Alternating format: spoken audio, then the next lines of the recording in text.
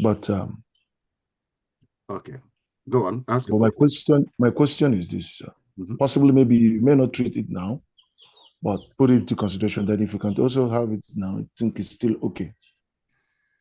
I wrote down here: share some ideas on how to impact a community of people with the mindset of owning our community. This community ownership mentality. Yes.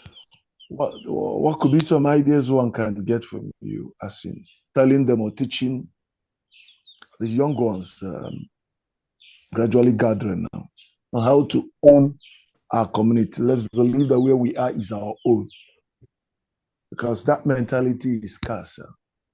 A lot of us, but if I'm to even bring it from the church side, we don't own the community we are in as pastors. We really look at the people as a means. And I mean, it's funny because from what you've really been, impacting us with as knowledge, I'm beginning to see that we don't own our community. We don't own where we are. Yeah. It's No, a there's problem, no sir. light where you are, Dan. Are you near a window or something that you can face, if it is possible at all? Okay. Let me. I wouldn't know, Because we but can't. the environment is a bit dark. Yeah. So, Okay. Anyway, carry on if you can't. Then carry on just for them. Because okay. when you see it on a video, you'll just be seeing darkness when it's recorded. Bear with me, sir. It's the light condition is a bit. The weather That's is not getting brighter. okay. Carry on then. Finish your question. So, so my question is just ideas, sir, on how to impact the community with this or neighborhood ownership mentality, so that Okay. I can also put down some of those points, and from there develop Number more to one, share that, sir. if you have been going through the materials I put, Yes, sir. you have seen the answers there. Okay. But it's good that you have that question in mind now. So let's go through today. If at the Okay. end of today your question is not answered, please bring it up again. It's okay, sir. I will do that. Okay. So I'm going to share my screen now. Can I say something? I know you said something to my husband. Brother Obinna. Oh, sorry, Pastor Obinna. No, is it? Pastor No, Dan. Yes, Pastor Dan. Like, yesterday, before this Yes. thing, like my mom said, I went through one of these things that my husband posted.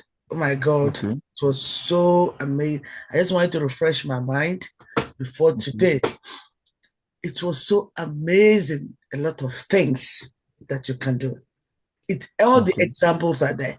So I just wanted to let you know that I went through this. I said, let me refresh my mind. I said, wow. A lot of examples, plenty that you do. Okay. Yeah. Thank you very much. Okay.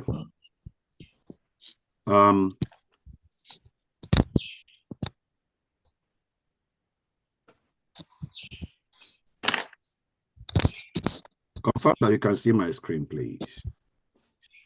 Yes, I can see it, sir. Okay. So we are continuing on.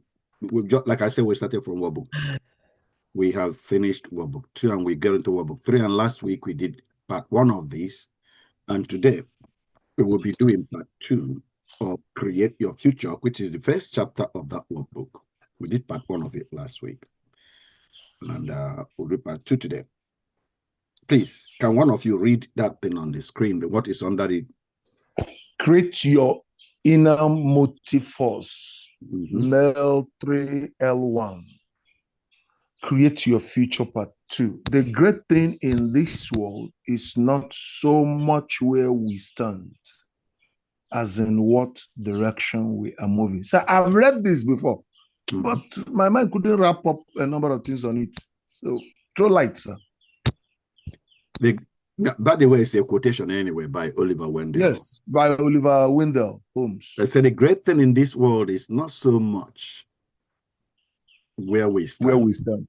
Because you can describe very well to me where you stand in Nigeria right now. There's darkness where you are.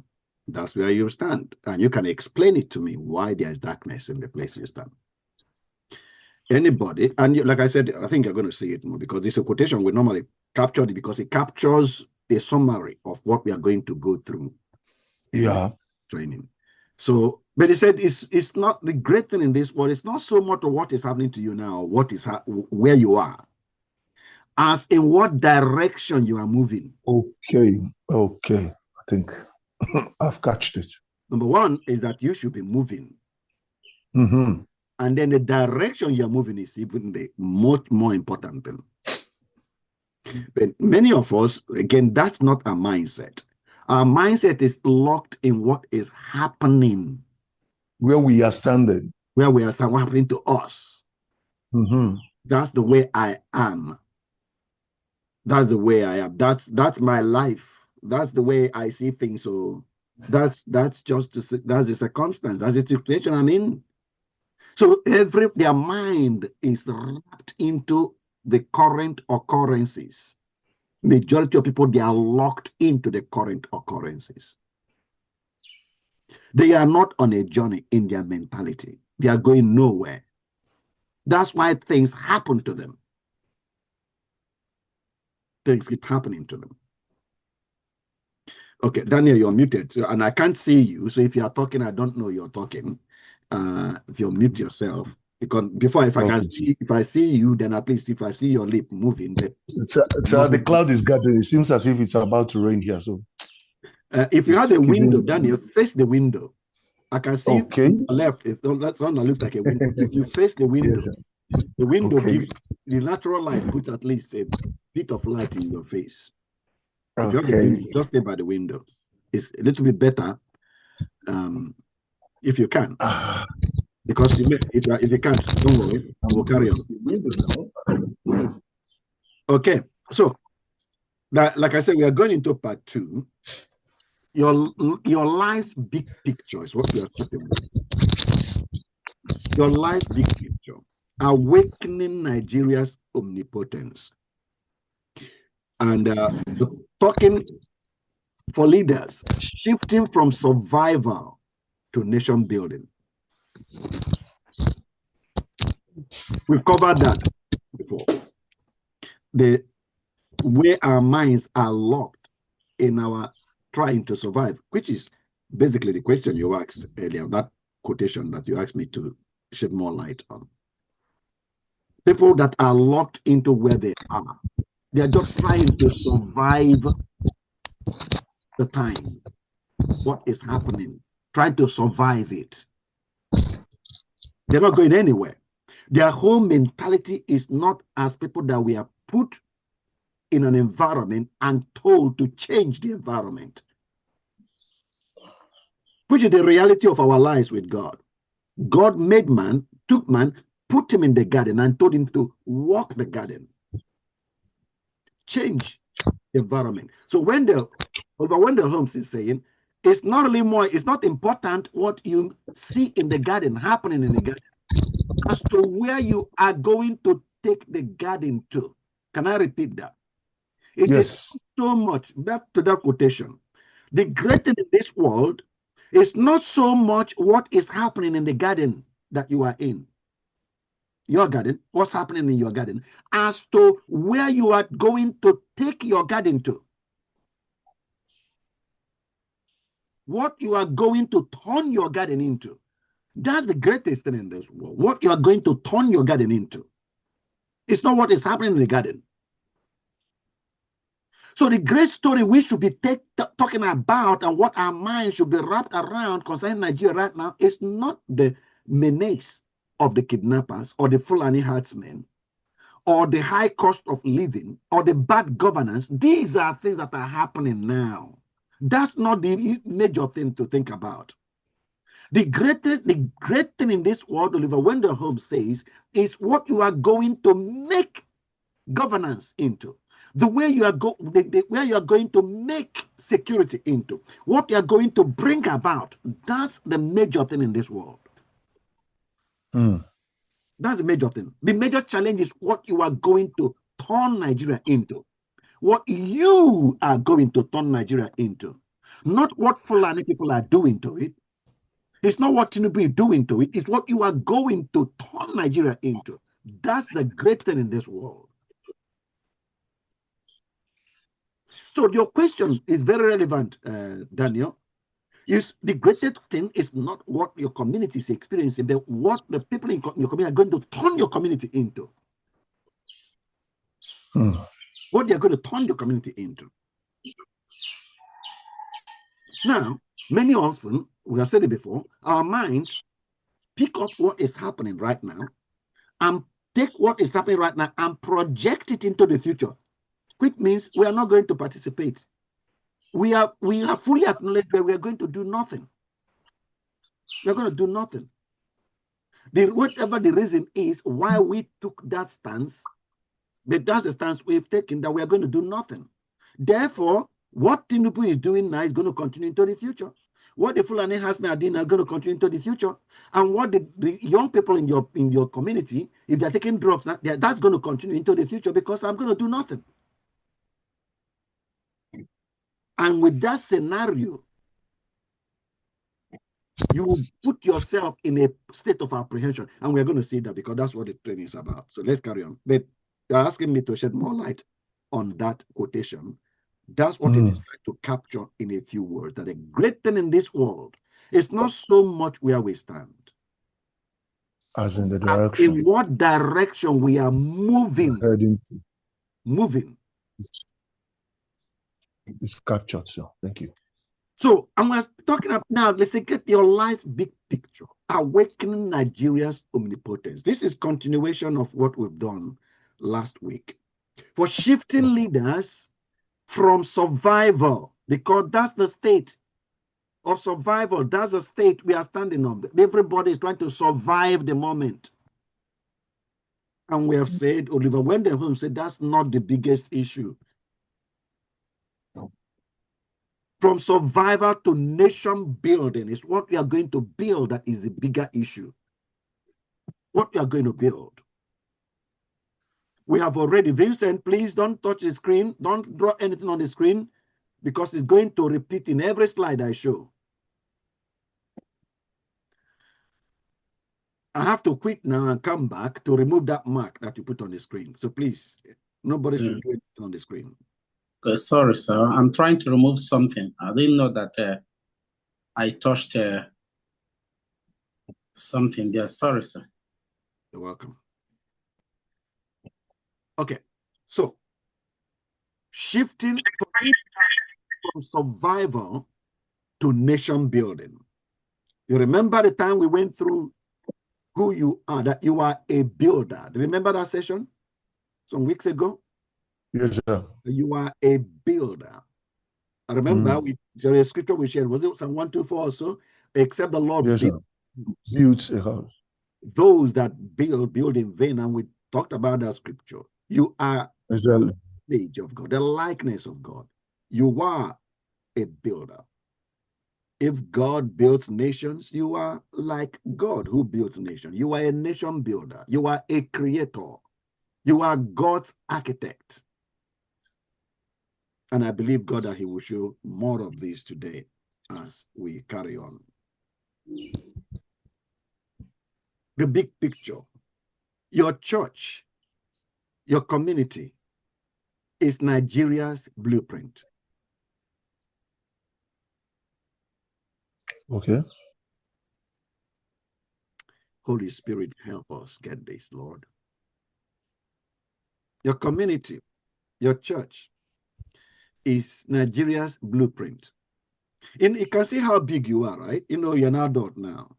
And yet, when you go to a doctor and complain that I don't know, something is happening to me all over my body, and they say, come, and they bring one small needle, just tiny needle, and they want to take a blood sample, and they just took one tiny blood sample, and they go to test now. Why? Why is that blood, that tiny blood take they took from you? Why are they going to use that to say what's happening in your whole body? Why? It's a blueprint of your body. It's a blueprint of your body. It's true. It captures everything in your body represented in that. Everything happening in your, including your toe, your head, is all represented in that. That blood. They took from your body. Wow. Your church, Nice. the way your church, if you don't, it doesn't matter whether you're only 20. If we Mm-hmm. get 20 and what record everything about their mentality, how they think, how they function, how they operate, that's the whole of Nigeria. Mm-hmm. Your church is Nigeria's blueprint. If you will alter that 20, the way they think, you mentioned about owning society, that is so serious. That question is so important. If you can So get important. 20 to rewire their minds and they own, each one of them begins to own their environment, you have altered Nigeria. You have altered Nigeria because the kingdom of, and look at the way the Bible puts it, and the kingdom of God is like a mustard seed, which so tiny, you can't say it, but when sown, what happens? Aha. It becomes the biggest. It grew. And then it described again the kingdom of God. It says like a leaven, a tiny leaven. At a woman, leavened the whole lump. put it in a dough. What happens? It blows the whole dough. Nigeria. It alters the whole Nigeria, even though it is just from only 20 people in your congregation. Because anything that is the wiring of your congregation is the blueprint of the entire nation. If you want to alter the nation, alter those 20. Just alter those 20 and keep them in the state that the altered state, the whole nation, you've changed the whole nation.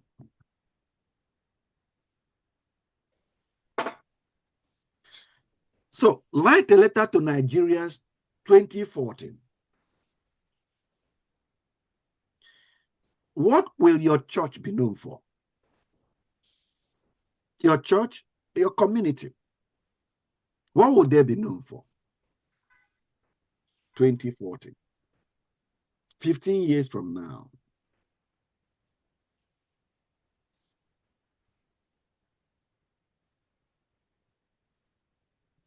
Because 15 years from now, if either your church is still there and thriving, or it has gone extinct.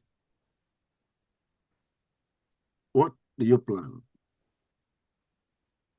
You know that question I just asked, what do you plan? In some minds, it'd be shocking. I didn't plan anything. I thought it would just be there. Just be doing what you're doing. Just be doing what I'm doing. It will just be there.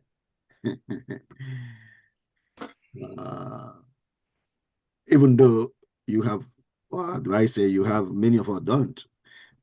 Because if we had a better background, before any pastor starts any church, he should look around and see the way other people that have started churches and how they ended up and why they ended up, so that he will know how to start his own church to become better than the history that others have already painted in the community. And many of us, we don't do such studies. We don't. We just, the way I feel, just feel passion now, and they go ahead and gather 20 people and begin to clap hands and sing. No, a pattern has been fixed. Mm-hmm. A pattern has been fixed, and everybody has to follow it. And you're going to try to alter it, or label you. Well, that labeling is what a lot of people don't want. And that's a major thing that we are talking. We went through it last week. Don't follow the herd. You remember that story? Mm-hmm. Don't follow the herd. Listen. Don't follow the herd. Because if you follow the herd, you will get stuck in their mud. But we're going to see it today. So let's carry on. But what would your church be known? That's why I thought that, because this is not the normal thinking. You probably haven't thought about that. 2040. What will your church be known for? 2040. They prayed, or they trained 100 welders. Idea of that. Funded the clinic and jailed the land thief. What would your church be known for? 2040.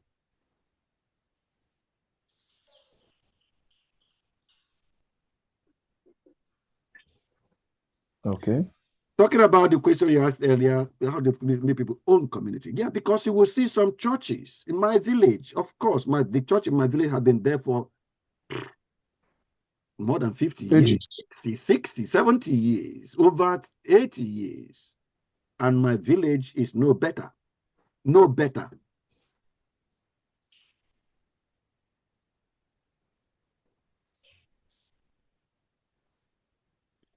So let's see whether you will have a better story than is told concerning the church in my village. What will your church be known for? You are not maintaining a ministry. That's not what God put you in the garden for. To just maintain a ministry. No, you are drafting, you are put there to draft a national transformation plan, walk the garden. We've already talked about this. I'm not going to spend time on this. Your reason for being positioned in any environment is to alter the environment. It's not to have your ministry. People that attend your church, those people are instruments of righteousness. They are instruments. I'm sure you preached that, but you probably haven't applied it. Every one of them looking at you is an instrument. And I'm sure you can tell me there it is in the scripture. Every one of them looking at you in that congregation, from the least of them, they are instruments. Instruments of righteousness.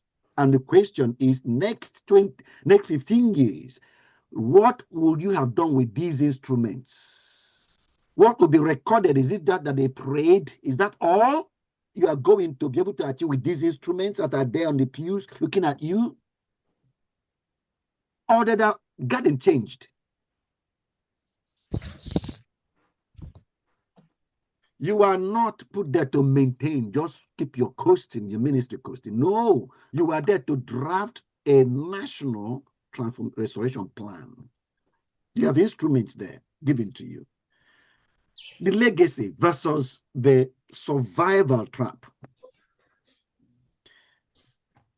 Survival trap maintains the status quo. We hold services and pay bills and retire. That's the mindset. So you make sure you hold services, pay bills, and then continue doing that until you are too old to continue. Then you retire. If you are in a more established churches, they probably put you on pension. Because you're just doing the work, just like I'm doing, I go to work, you go to work too. I didn't think that until something happened back home when I came home one time. And my brother, who is a priest, used that phrase. I mean, it's not just church work. Oh, it's just church work. I thought it's God doing something through people. I didn't know it was just church work. And it sort of woke my orientation, my mind up. And another incident happened that made me again thinking that a church in my village and church in the environment were around the Newi area where I come from, because I contacted the bishop concerning what I'm talking about, thinking the church will do something.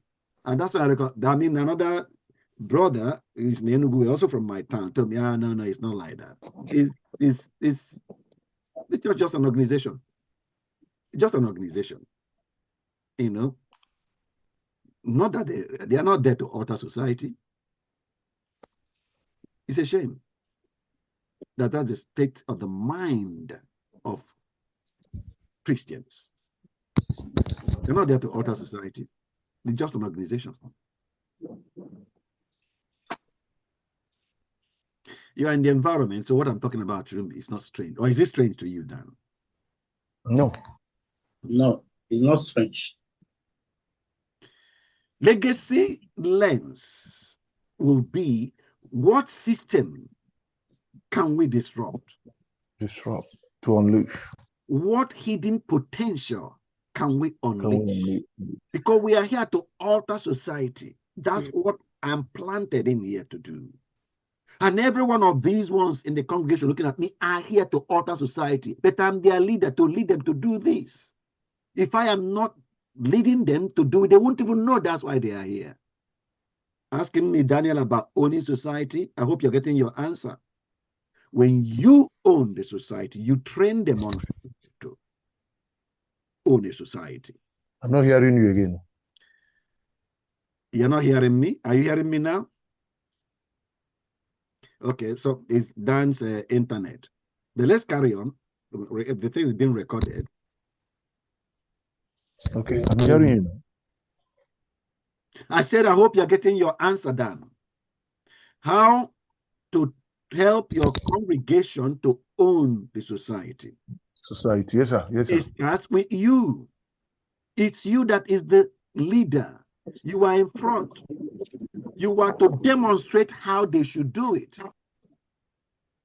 You are to demonstrate it. For example, you mentioned about Oko Market. I mentioned about the system that is there that is not right. People defecate anywhere they feel like, making the place not representative of heaven. Jesus said that your prayer should be that on earth, things should be done on earth as it is in heaven. So the market should be as clean as heaven. But right now, the market is being messed up. So that, and the system that is doing that is still there now. That system needs to be disrupted. People should not be defecating anywhere they feel like, making the place messed up. Your church wouldn't know that they ought to own that. You are to lead them. You are to lead it. That we own the cleanliness of the market. That's how we alter this garden. We put another system, a system of cleanliness in this garden environment. The market is our garden. And we exist here because God planted us in this environment to own this environment, to cause this environment to become like heaven. The first place we start is cleaning up the market. And I'm telling you, by the time you clean up the market, God gives you another idea. You do something that impacts everybody else. Then I'll tell you, if you ever do those, let's say two or three of those kind of projects that affects everybody else, and you meet one of them on the streets, and they recognize you. That tiny church over there, about 6, 7, or 10 people over there that call themselves the Joyful Assembly. I don't know the name of your church. They call themselves the Joyful Assembly. Those people didn't. I mean, it appears as if they are putting joy in everybody's life. And you want to talk to any one of them. Daniel, tell me, do you think they will listen or not? They will listen, sir. They will listen. They will listen. But right now, with that place still dirty as it is, everybody just a normal, and you call yourself Joyful Assembly, and you only 6. And they are 6,000. And you meet one of them, you want to tell them about your 6 people group. Will they listen or not? Listen. They won't. They will not pay attention to you. They won't. They won't. You will have a harder time getting to them. But if you be Jesus in their environment, because there are 6,000 and the market is still smelly and even getting smellier because those 6,000 are people causing the smell.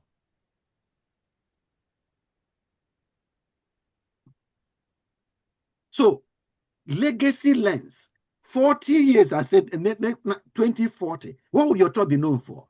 They altered the market. They altered the environment here. You ought to have seen here before that guy came and started that, what we call tiny church. You ought to have seen the picture how this used to look like before he came. If you are thinking about legacy, you are thinking about altering the system that will be there next 40 years. Survivor trap, the trap of pray for better leaders. That's an environment we like dwelling on. Pray for better leader. But if you have a legacy lens, you don't pray and then your job is done because you prayed. No, you train righteous leaders from our youth because the instruments of the answer to your prayer are right there looking at you in your pews. They are instruments. They are instruments of righteousness. You are praying for righteous leaders. They are right there in front of you. But they don't know they are even leaders. They are not even thinking about it, but they are there looking at you. and you tell them to pray, and they start praying. They start praying. And it's them, they are praying for themselves. They don't know they are praying for themselves.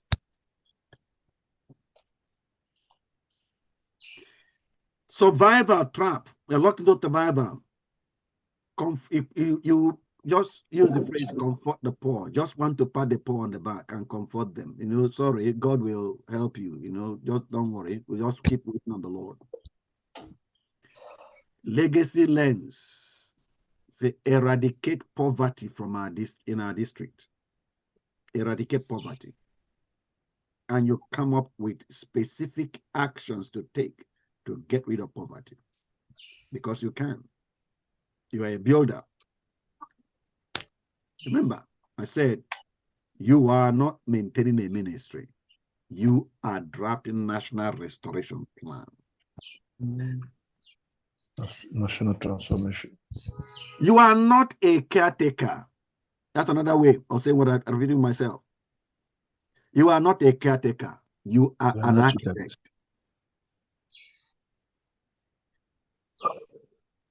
The Nigerian iceberg. 10% visible. Sunday attendance, prayer meetings, tithes and offerings, evangelism. That's the only thing we know about the church, isn't it? In Nigeria. And most places. Yes, sir. I'm planning crusades. Planning crusade. But that's just 10% of the church, the potential of the church. 90% of the church potential is untapped. Beneath. Because the teacher in Pew 5 could run a community school that is there sitting in your pew. The retired banker can seed a micro-link cooperative. Your unused church land could become a model farm. Are these things so or not? What do you think? They're not so. They're not the way we do it here, sir. I said they are untapped. 90% is untapped. They are the potential that are right there in your church now, but you're not making use of them. And I'm asking you, is that true or false? But sir, it's true. It is true. And I don't care if you are like a band that put a picture of where they're meeting in the top of a store, and maybe they don't have a church land right there. When we say unused church land, tells you a potential of the church. Because your church can buy a land somewhere.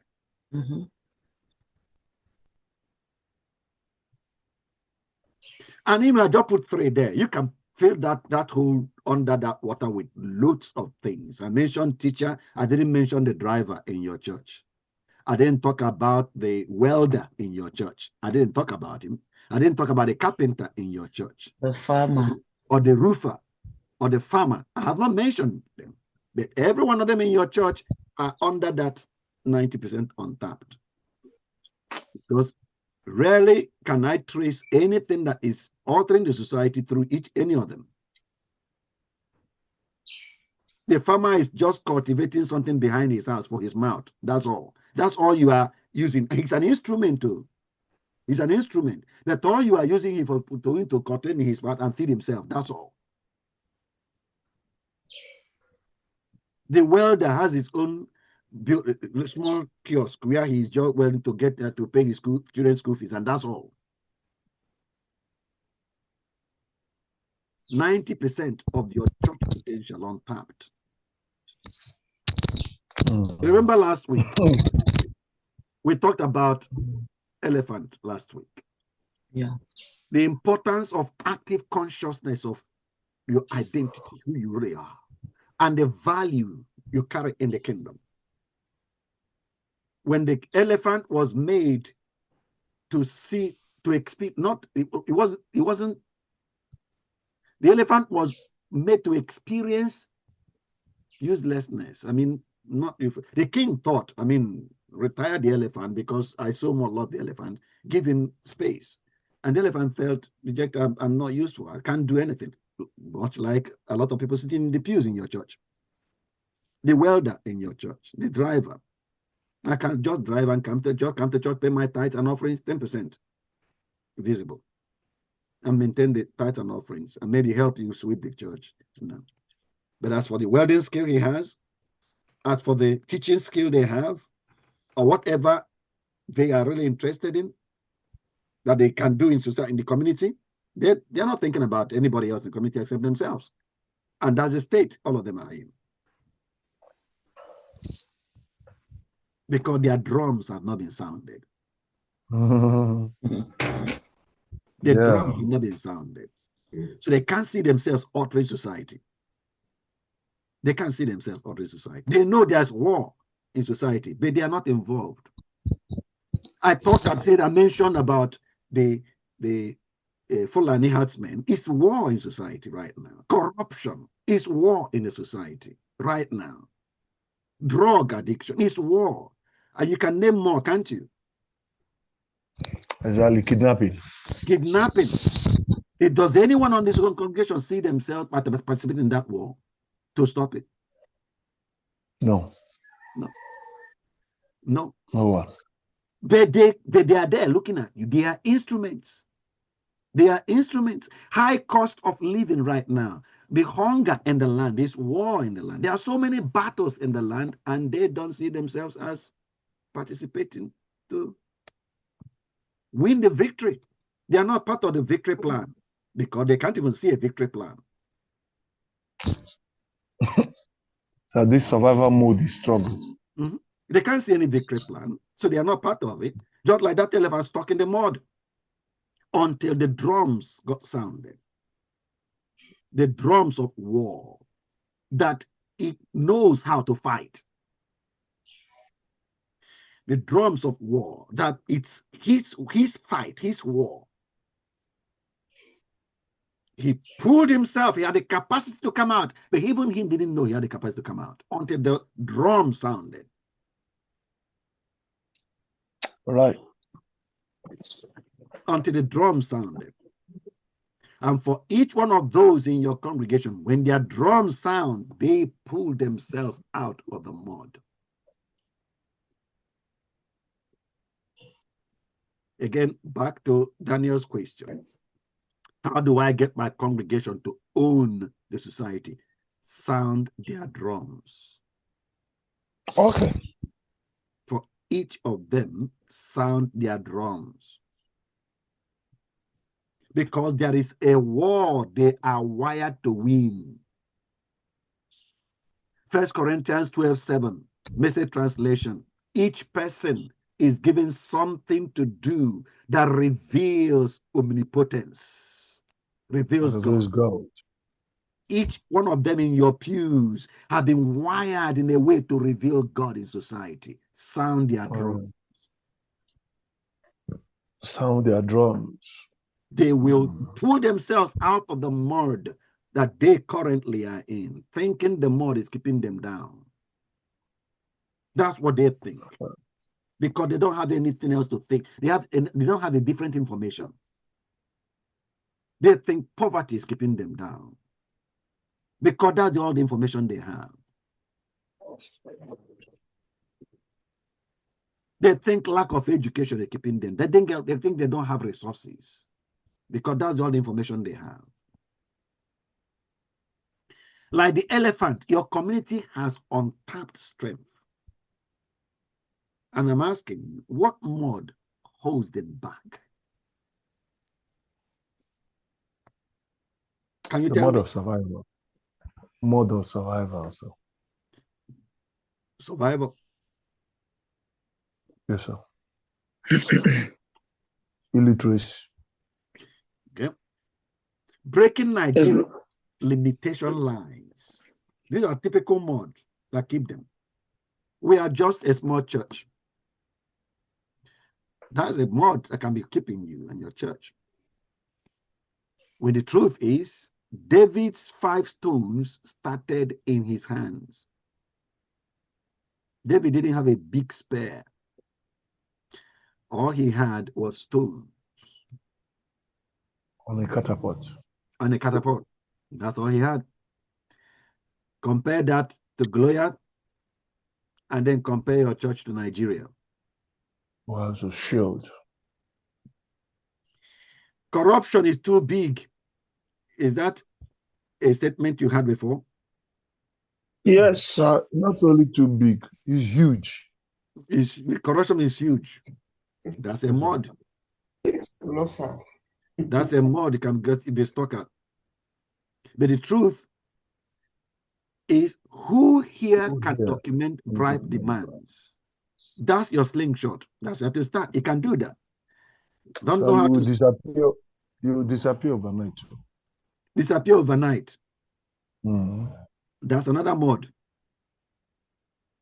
The person will disappear overnight. Documenting bribe, demand. Oh. Mm. Mm-hmm. Mm.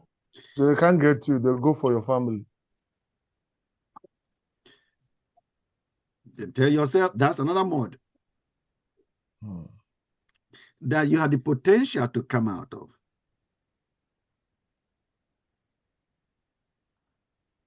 Because you can set up a system then that will enable people to report that anonymously. You can set up a system. It's unverified. It has no basis. If they're anonymous. No, remember, pay attention now. We are talking about your mod now, Dan. Yes, sir, I am. Verification, no, the verification is not the person who documented it. The verification is the video evidence showing how it happened and where it happened, showing clear. That's an example. Because remember, we are the creators. We create the solution. We create the solution. And what I'm telling you right now is just what is coming to my head. But because my mind is on the path of creating solution, that's why when you come with a counter argument, I try to find something that it can work. You see, our minds are working in opposite directions. You are seeing why the thing cannot work, and I'm trying to figure out how it can work. Is that right, sir? You know, that video, sir, what they will call that video is that it's a content, it's the making of a content creator, sir. Then you I'm find really it. bringing it out. No, that's fine. That's fine. It's good you are coming up with all that, and I'm trying to tell you now. Now listen, I am an engineer, and what we are doing, we solicit for what we are doing now. We solicit for that. We call it risk analysis. That's what we call it. We design something, then we want somebody like you to tell us why this thing will not work. And when we put a solution, we want you to look at it again and tell us again what is wrong with it, why it will not work. We deliberately do that. So it's not, I appreciate what you are doing now, and it is very important you do that with your solution. Yeah? But because I'm an engineer, I've been tasked to come up with a solution. I can't go back to my client and say to them, well, there's too much trouble, this cannot be resolved. That's not an answer. He told me to come up with a technological solution to his problem. And it's up to me to come with a solution and come up with all these counter reasons why the thing will not work and solve them all together before I deliver. So when I deliver, it works.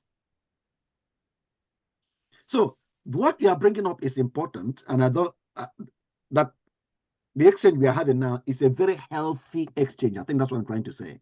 It's healthy. And you should allow this to happen. When you come up with it and train your congregation to allow this exchange to happen. Allow your solution to be criticized. Allow people to find holes with it. Tell them to please pick up holes with it. And when they pick up holes, then they also come up with a solution to that hole. Because we cannot abandon the problem and leave it unsolved. Not allowed. We are in the garden to walk the garden. We are the solutions. You understand me? Yes, sir. So it's important that you train your congregation, your people like that. Because what happens is that when somebody brings up a suggestion, another person finds a hole with it, the other person takes offense. Or the guy that finds a hole with it concludes that it's impossible, it cannot be solved because there are too many problems. The thing is huge, it can't be solved. And then we abandon finding solution to the issue. That's where the problem lies. They get offended, sir. Yeah. And now sometimes you are the pastor, you are the leader, so you train them not to get offended, to open themselves up, to development. It's called development. It's called development. We grow. We allow growth to happen by allowing, opening up to criticism, constructive criticism. Find fault what I'm doing. Find fault with it. Tell me how I can make it better. Tell me what is wrong with it. So it's good. And when I said document bribe demands, of course, your mind already said document and put your signature at the bottom that you're the one who documented it. That's what your mind went to. And you told me you'll be killed. Your family will be targeted. And I told you documentation can be done anonymously because in court, they are not asking who documented it. That's not what the court asks for. The court simply wants to know the genuineness, the authenticity. And authenticity, remember, you told me before that they will say it's content creation, right? That was AI generated.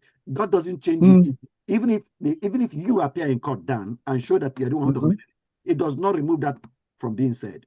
So that has nothing to do with the person who did it. Saying that it's a content created evidence or AI generated, even if you took it to court, they will also say the same thing. So it has nothing to do with the person who documented it. If they will say that, they will still say that. But if you document the evidence, you have to find a way to make sure it is authenticated. And it's still done anonymously. You and I, who are the workers and the architects of the society, are supposed to design the solution that will allow people to document evidence that can be verified and still put it across anonymously without them being identified. We have to come up with that solution. And what I'm telling you is this, what the system they are running here, where I am. In my company, everybody is encouraged to, if you see anything you suspect, say it. And they put up a line for you where to say it without being identified, and they will investigate it. So we can put up a system like that. We are to design such a system and put it in place. Okay. So it's a lie for us to rely on the corruption is too big, it's too huge, so we can't do anything. That's a lie. That's a mud we are stuck into. Another mud, our people are poor. But the truth is that poverty is untapped enterprise. Remember, we talked about it some time ago again. Asking ourselves, what is the reason that the poverty that is killing Nigerians is enriching the Chinese? Remember we talked about that here? Yes, sir. The lack of light for electricity provision in Nigeria that is impoverishing Nigerians, that sense that is enriching the Chinese. Making solar systems and solar panels. Why don't Nigerians make it? How come Nigerians are not making it? Why is it the Chinese that have to come and make it? After all, it's our problem. They have solution mindset. See, they come back to mindset again, you see? So our problem is not lack of electricity. That's not our problem. Our problem is our mindset. Sister Nkechi's Gary business fed 10 families last year. So it's not that our people are poor. We have hands and we can make Gary. We have land to plant cassava. So, are we poor? No. It's a mud. It's a mud we are stuck into. We lack resources.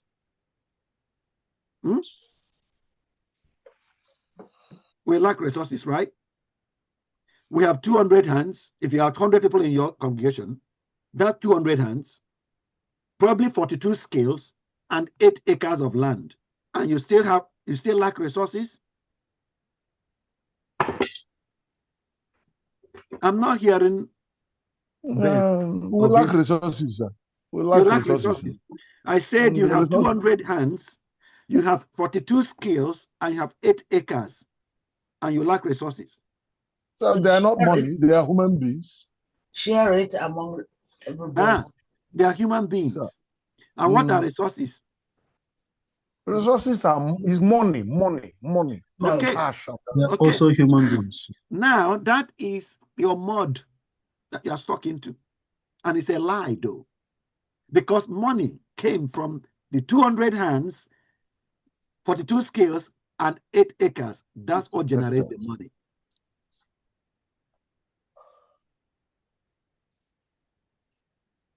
I said, walking the garden, 200 hands, 42 skills, and 8 acres combined together, work together, and generate the money.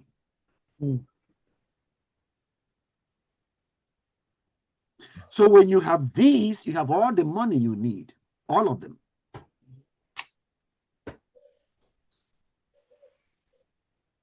I don't think I've said it enough. I said the 200 hands you have, the 42 skills that all of them combined possess, the 8 acres, all of them interacting together generates unlimited amount of money. You can't finish using all the money they will generate. It's true. That's a mindset. Because human resources is far better and greater than financial resources. Not where the financial, you are waiting for me that have cultivated, used my hands, cultivated my land, sold and got money. You want my money. You don't want the money, right? You don't want to work the garden. We want the money, sir. You don't want to work, right? You don't want to work the garden. You just want the money. Want the money. The money helps us work the garden. Hey, money is what you get when you work the garden. Money is what we use. Money is what we use. Money is what we use to work the garden, sir. Excuse me, sir. How much money was that did Adam use to work the garden? No, that's why Adam did not succeed now, because he did not have money, sir. No, Dan,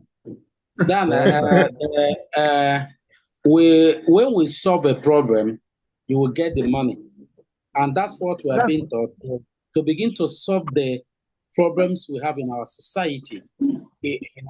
So you see that it will generate money for us. But if we don't, so I have not had any pastor talk that way. Money is what we need here. See, no. You have not had, but you are hearing it today. That's it. I'm really hearing it today. So when you solve the problem, let me say something here. You see, we have mentioned corruption is too big. We talk about who here can document bribe demands. That's your clean shot. Yeah. Actually,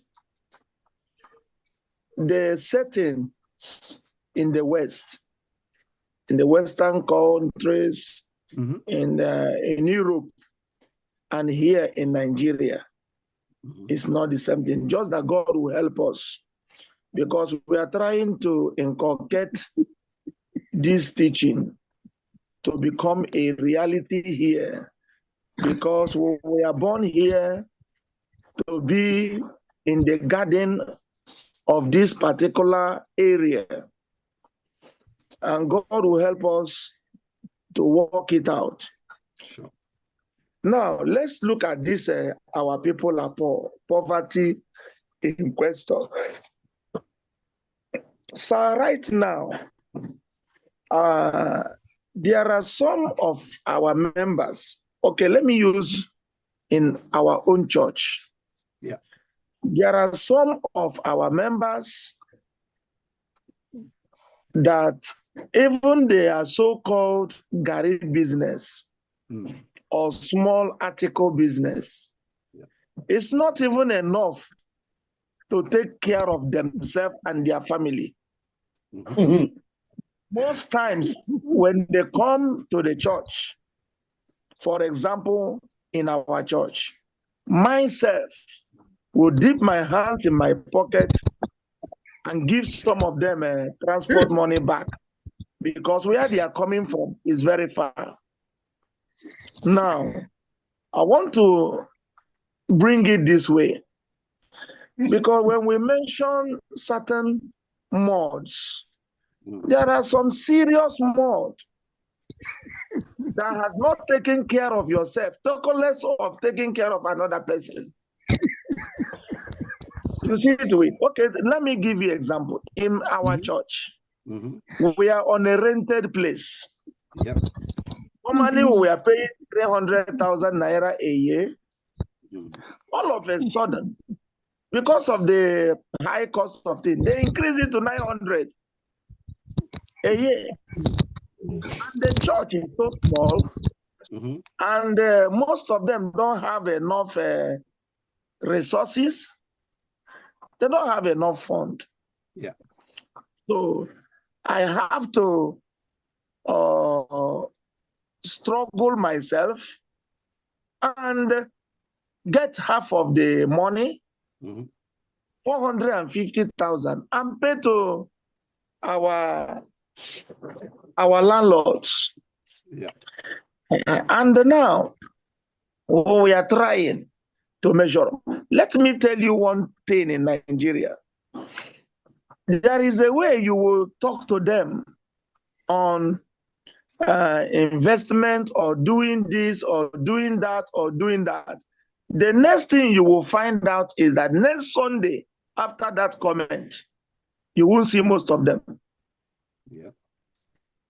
You will lose them. But there are some that already has a listening ear. They will also say, what you are saying, Daddy, is good. May the Lord help us. You'll find out. So honestly, you see, we may be teaching or receiving all these trainings. But in the real sense, there are some more that is actually affecting our society or our community or our churches. Actually, there are some churches outside Onitsha. Okay, can you believe that in Onitsha, in my local government, Onitsha South local government, we don't have mega churches? Can you believe that? We don't have mega churches.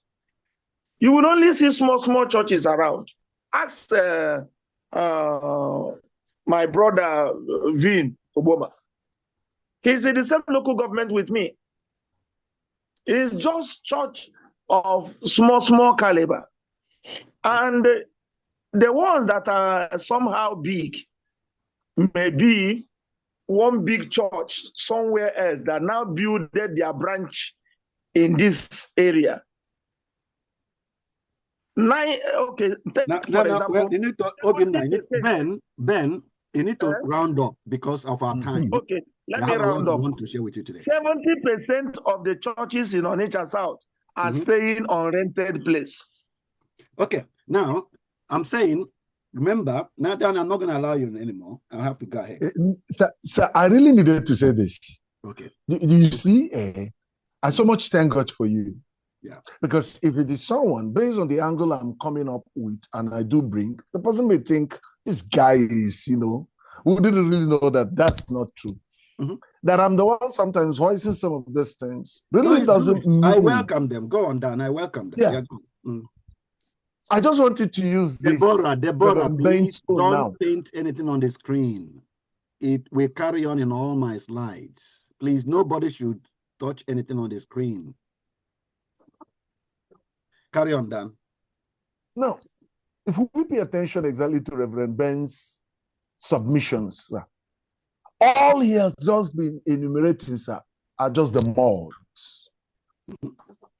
That is really, so you begin to see, I know quite we may be a bit quiet, maybe somehow not everyone talking, but inside each and every one of us, just like I told Reverend V, that a lot of our pastors don't see the people as resources.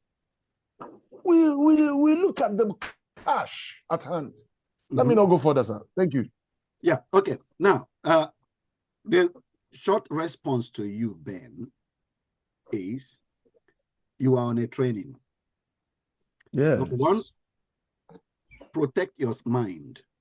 Protect your mind from the devil talking you out of what God wants to do with your life. Okay. One of the doors you will open to the devil is to tell you that the things you are learning is Europe. It doesn't apply to Nigeria. You are pastor. Bible says, judge what you are being told. Check whether it's in line with the word. The word is your lamp, and your light.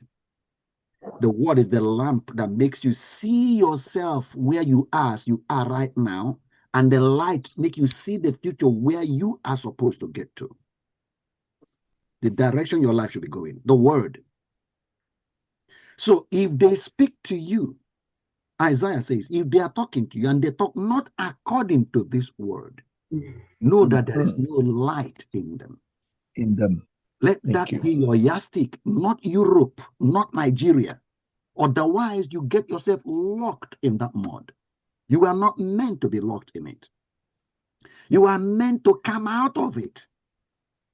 If the Lord is trying to do anything, it's to help you come out. And one thing I believe, I know the Spirit of God has brought across, that you are the one that want to come out of it by yourself. Okay, yeah. You're the one to come out by yourself. And everything starts with a shift in mindset. You will only be able to pull yourself out when the mentality shifts. So if the devil succeeds in making you think this is a European thing, you are the one that loses out. He has stolen what God is giving you. He's stolen it from you. Because the mind that accommodates himself where they are, have an excuse. Have an excuse for what you are experiencing right now. You have an excuse for it. And you accommodate it. Your mentality, instead of rebelling against it, you find an excuse to accommodate it. You're going to stay there for a very long time. And it's not because the rope of deliverance was not thrown to you, but you found a reason not to take hold of the rope. So I am not telling you European things. The truth I'm sharing with you is not European. It's the Bible. It's the principles of life. And you are a minister, so you check if it lines up with the word. Make sure you build it into your life. I use Europe sometimes because the Europe have practiced the principle. And it's working. Documenting things anonymously, it has been practiced here. That's what I'm trying to tell you. This principle has been applied here, and it works. And it will work for us. And it will work for you. That's what I'm trying to say. Oh, yes, it will work. It will work in Nigeria. We can take a system that documents things anonymously in Nigeria. We can do that because they've done it here. They've done it here. It's a matter of taking a bold step. Yeah. So, and in the whatever fears you, Daniel, when you were talking, like I said, I welcome because I like you are trying to bring up this. I know the way my interpretation of what your comments are, Daniel, is this is the way we think here.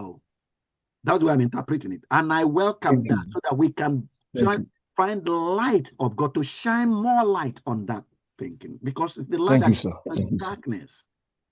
That's why I welcome it. So that fear you were expressing, they also express it here, Daniel. They fear that if you report somebody that have done something wrong, they kill you. They do it here. People are murdered. People are murdered here for telling on somebody else that did something wrong. They are killed here. It happens here. Okay. When you report a drug dealer, if you report a drug dealer and they find out you're the one that told the police about them, your life is in danger. Here. So the fears you are talking about in Nigeria are here too. So if there's a corruption that you want to report, you find a way to pass it on anonymously because they find out that it came from you, your life is in danger. But it's a system that the police set up so that you report things without being known that you're the one who reported it. They will investigate it. They will use it. Of course, the police here is better paid.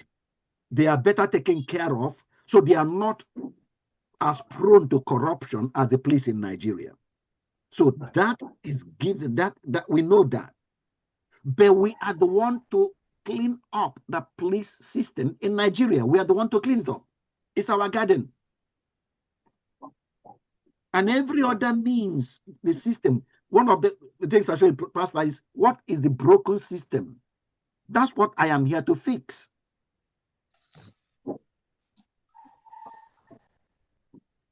So okay, I think I've mentioned the kind of mode, the mode that we are in is real. And that's what Ben described to us. Give us illustration with his own church. It's real. And nobody is denying that it is real. The counter truths I'm showing you over here is just trying to tell you that's where our mentality needs to shift. We need to start thinking like this. You need to start thinking like this. Right now that you are struggling to pay your rent, then that's the time to start thinking we have capacity to generate more. That's the thinking. What we'll be thinking. Not the mud is too deep or the mud is so strong. No, that's not what to think. We know it is so strong and so deep, but that we have capacity to generate more.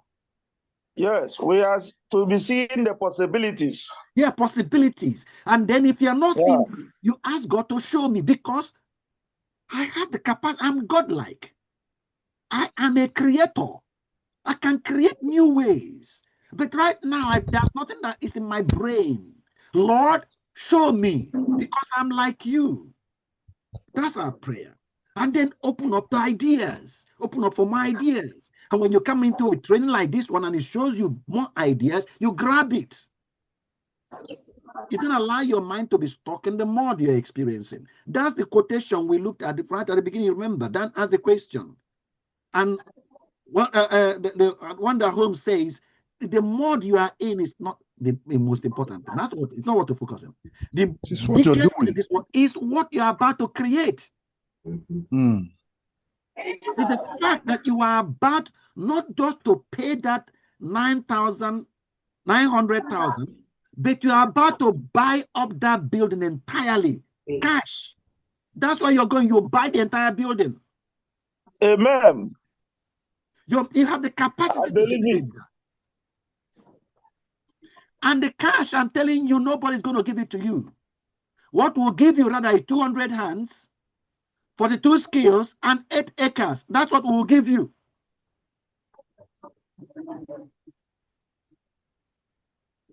And then you generate 10 million or 10 billion naira, whatever it takes.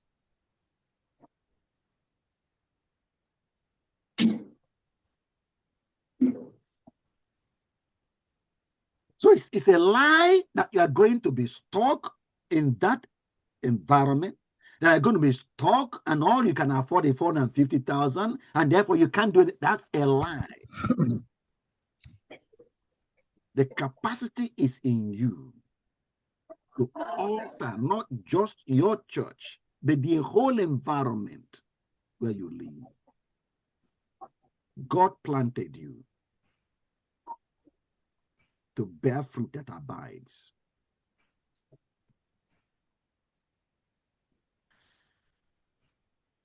The God mindset in action.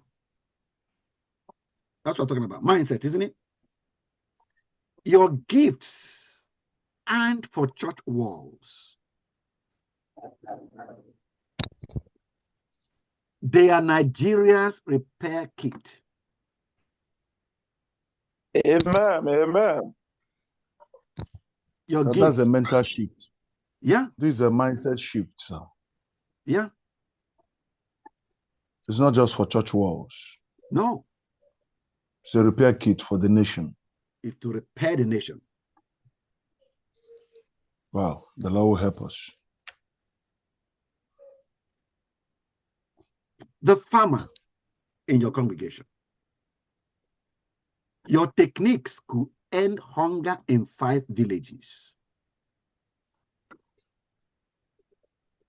Is that possible or not? Mm-hmm. It's possible. I'm not hearing Vincent anymore. David, is that possible or not? You're muted. Possible. It's possible. It's possible. The nurse in your congregation. So your clinic could become a maternal health training hub.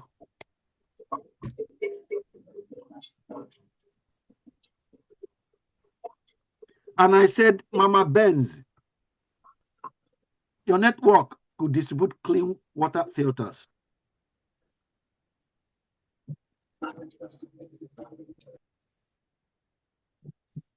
These are the things that alter the societal experience and create a new society. All of them from under the roof of your church.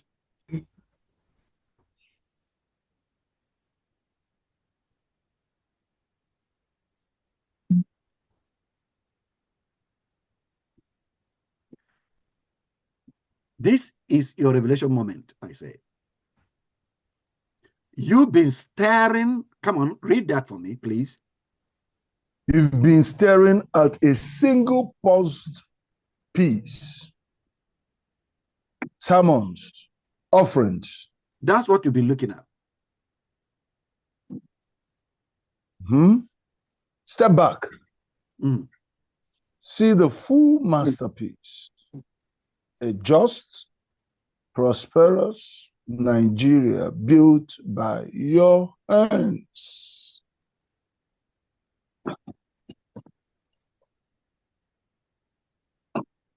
Is that real or not? It's real. It's real, sir. Coming from your angle, sir. You are more than a sermon preacher. You are more than a preacher. You are a national transformer.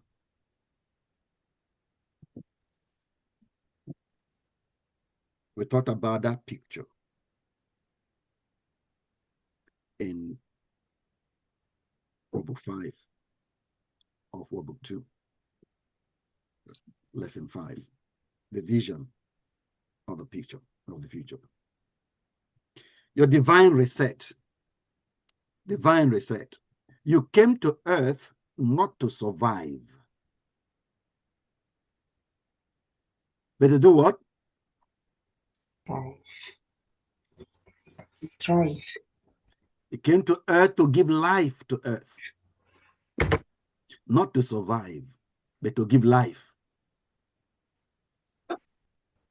Vincent, read it, please. Is Vincent there? He's not there. Deborah, are you there? No, you can one time, but I'm busy doing something else now. I'm here. You came to earth not to survive. I'm here, sir, but I want to clear up something, so I'm listening. I want to clear up something in my office.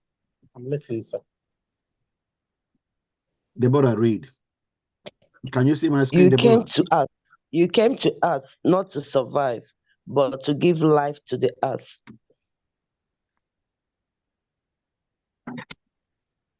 In Workbook 2, shatter that survival mentality. You now operate with God's mindset. That you are a life giver, God-likeness. That achievements you have in the past are a fraction of your capacity.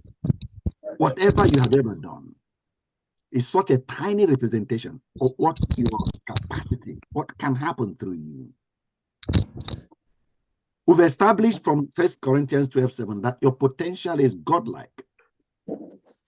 You are here designed to reveal God's nature on earth. That's your potential. Last week, we talked about this. Stuck in the mud, the root cause, why we are stuck in the mud. Maybe I should ask you, why do you think we are stuck in the mud? Mindset. There's only one thing now. There's only one thing, mindset. Yeah. I don't think there's any reason again why we are stuck, sir. To be stuck is a mentality. Not only mindset, though. What? It's not only What mindset. else? What else again? Some other things that can make one stuck in the mud is ignorance.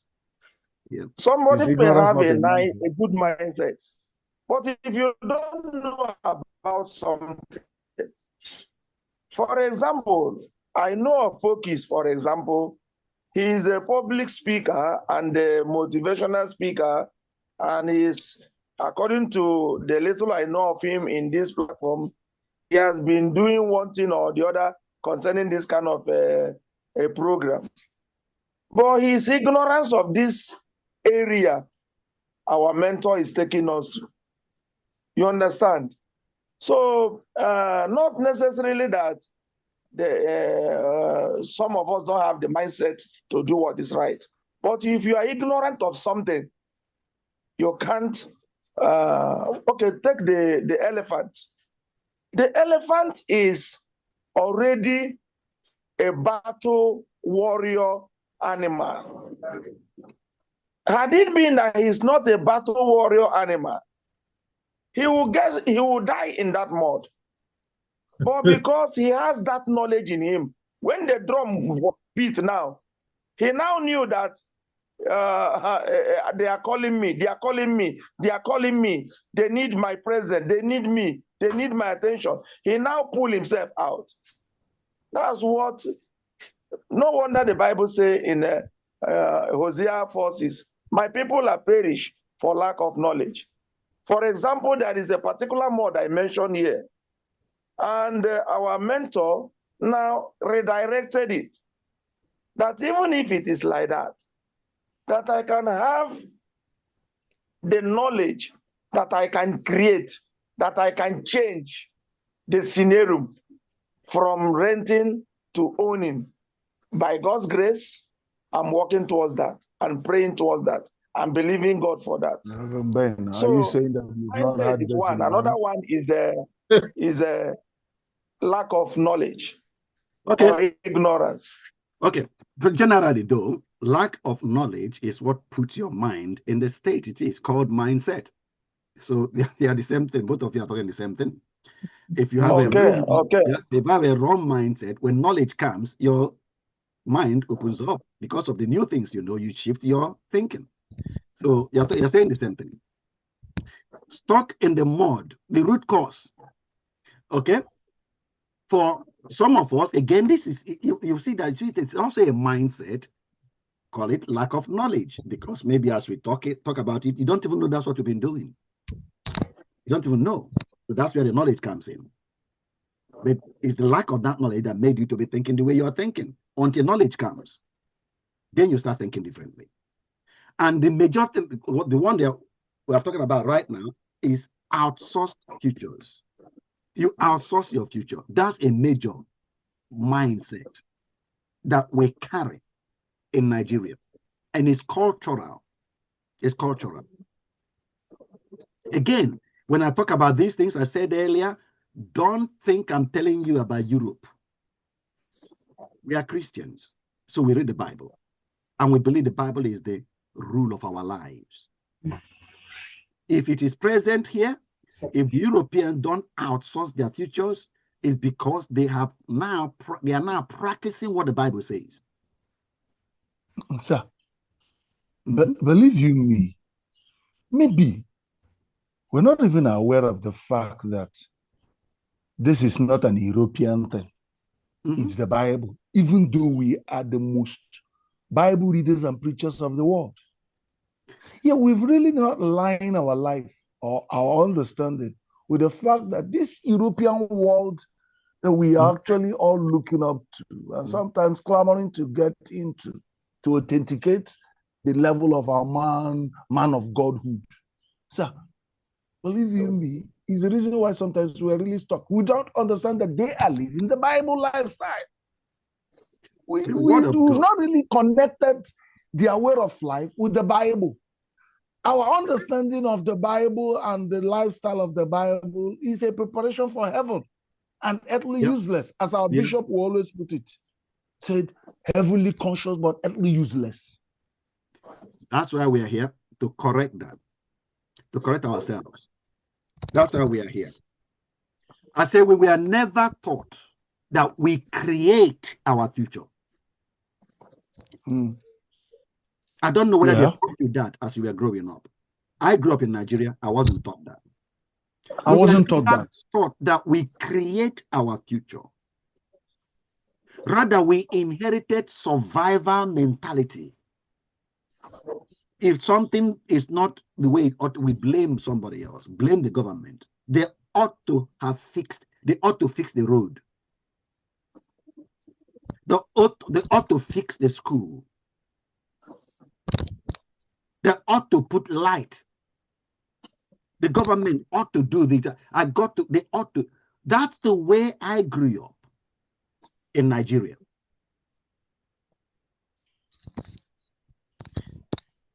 Please read that thing again on my screen. Can you read it?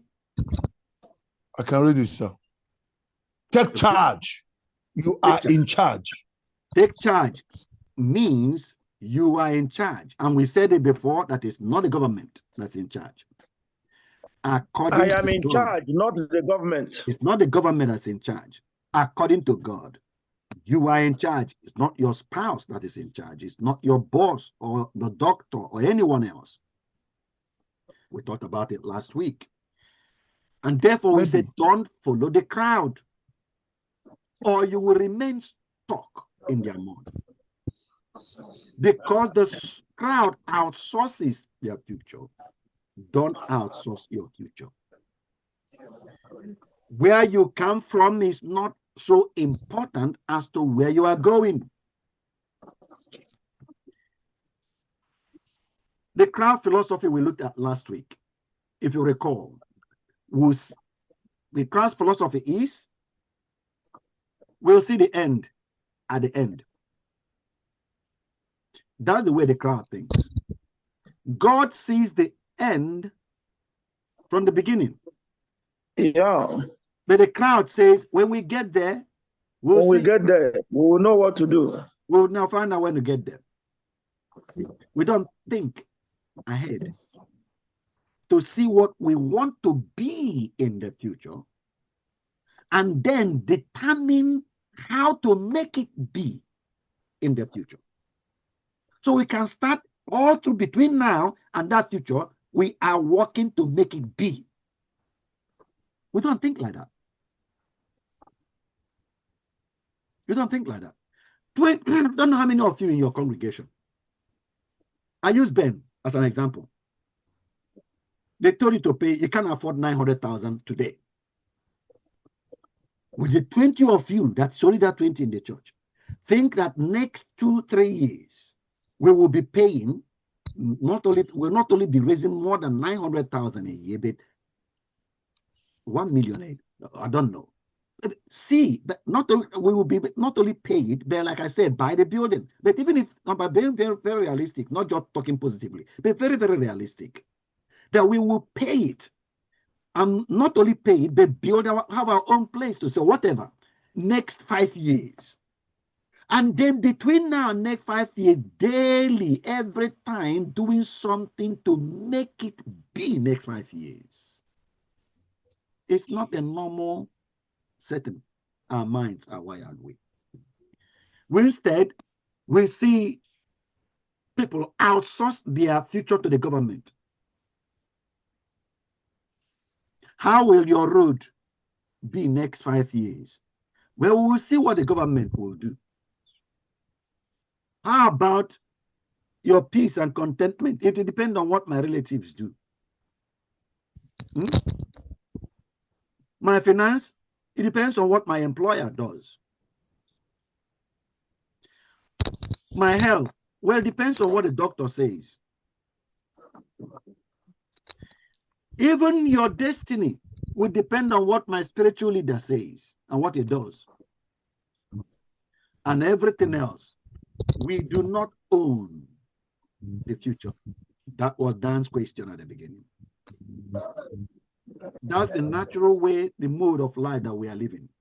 But we talked about last week that for leaders that are building Nigeria's tomorrow, today, you need to design your future. Design that future from apprehension to anticipation. Do you remember the difference between the two? Yes, sir. Okay. Just a review. This is just a review, so I'm not intending to spend a lot of time. Read that in, please. Read that caption.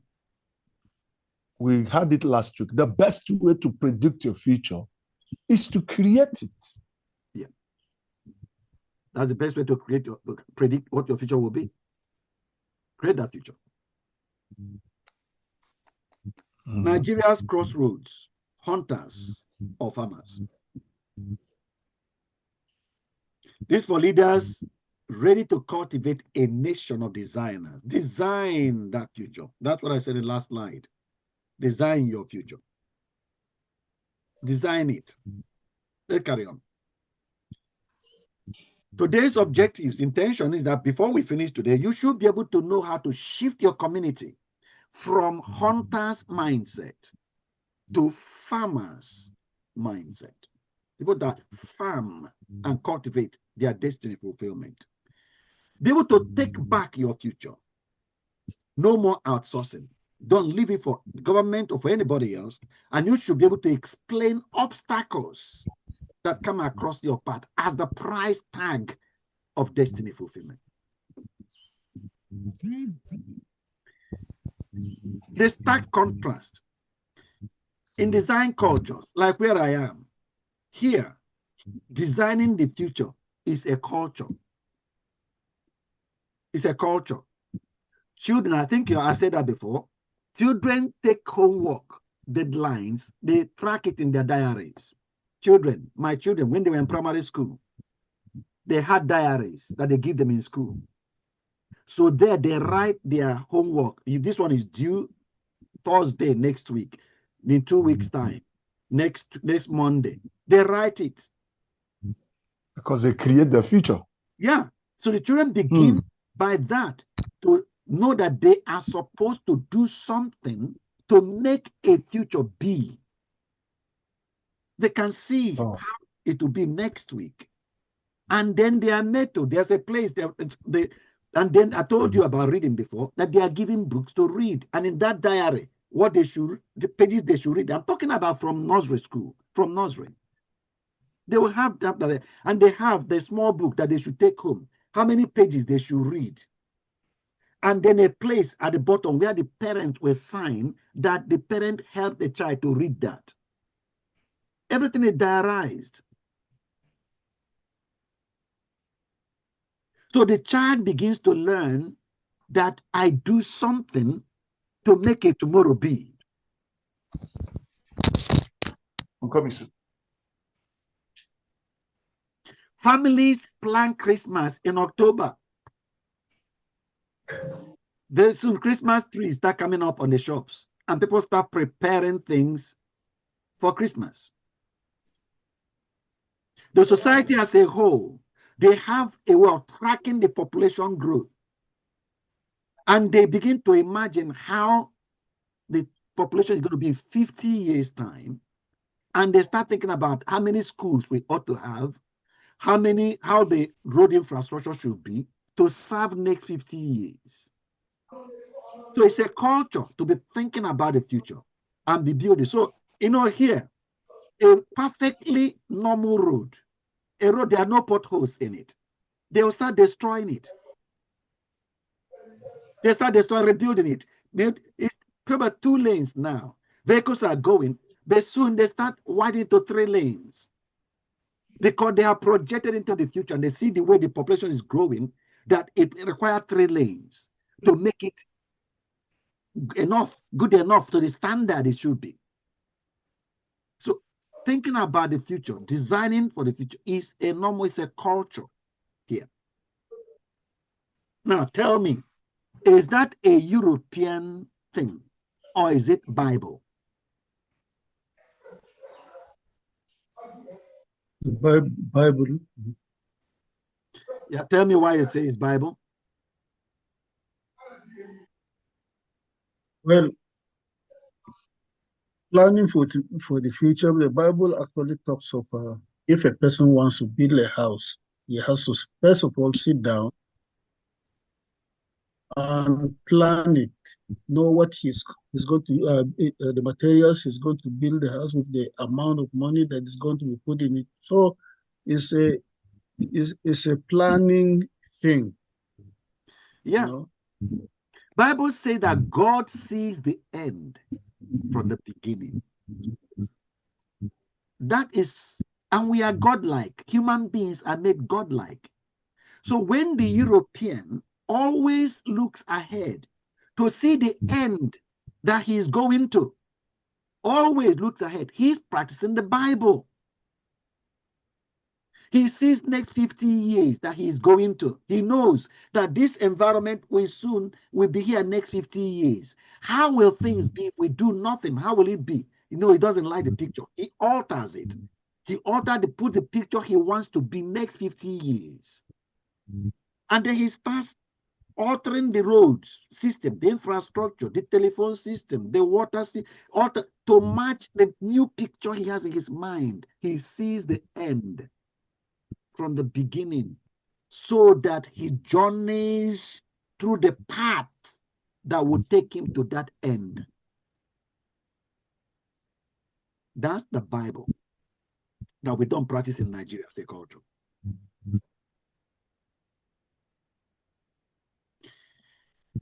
On the other hand, in survival cultures, like we currently have it in Nigeria, which we are changing, that's why we are doing this training, because we are changing that culture. In survival cultures, Christmas plans start December 24.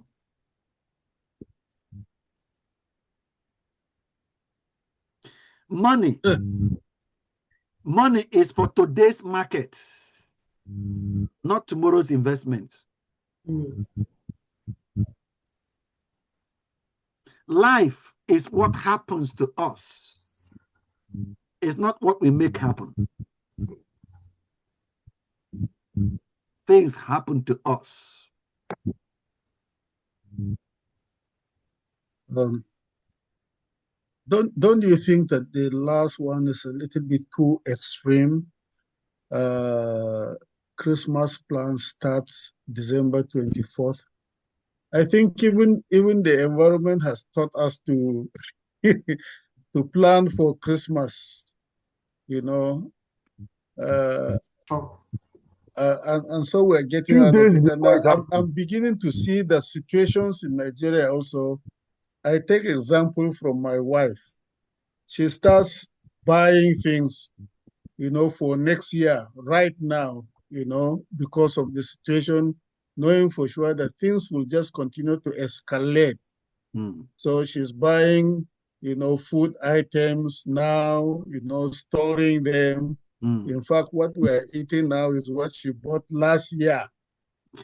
So I think it's not terribly bad as as such, Well, it's just illustrating survival mentality, survival culture. Survival culture. and said, your reality check.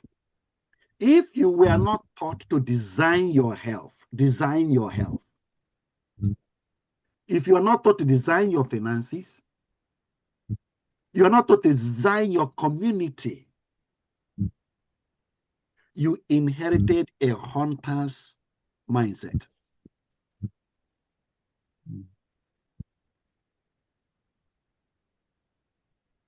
Why do I say so?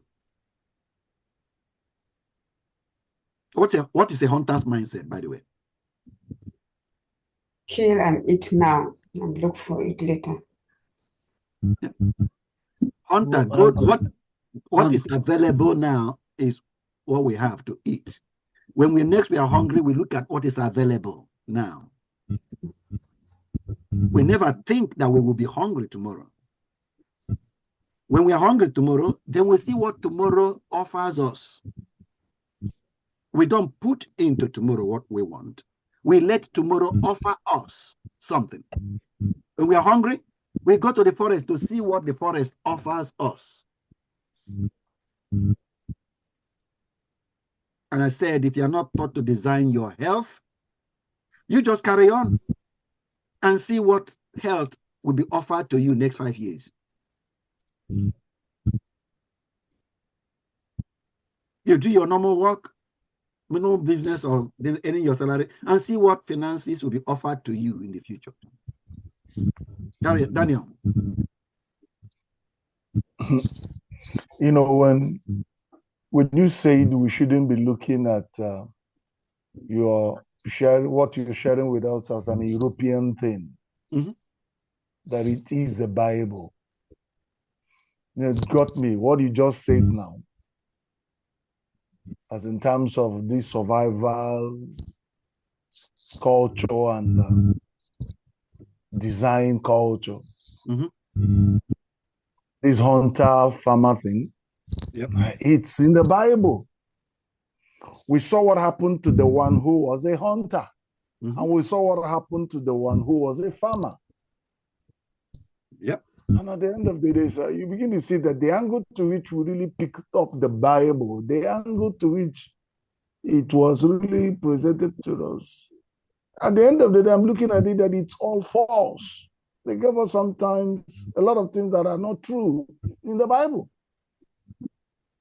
A hunter always think of just the one that is available now. This is the one it doesn't think of tomorrow. Anybody who is a farmer has this understanding of life about tomorrow. Yep. Not just now. Yep. So it's in the Bible. That's what I want to just drop. Yep, it is. It's a pick from the Bible. And we can spend the whole of the rest of this training just talking about that, because there's so much to learn from Joseph, from the Esau and Jacob. Their different mindsets and the results they got in life as a result of their mindset. Esau should have been usually the first one, so the issue of inherited, Esau should have inherited the lineage because he was the first one, but he lost it because of his mindset. But let's carry on. I said, if you were not taught to design your health, design it, your finances, your community, you inherited a mindset of hunter's mindset. You daily hunt for survival. Just what can you get to sustain yourself today? There are no farms. You don't put any farm because you don't think about the future. And that it transfers the same to your children. And that generational cycles of poverty continues.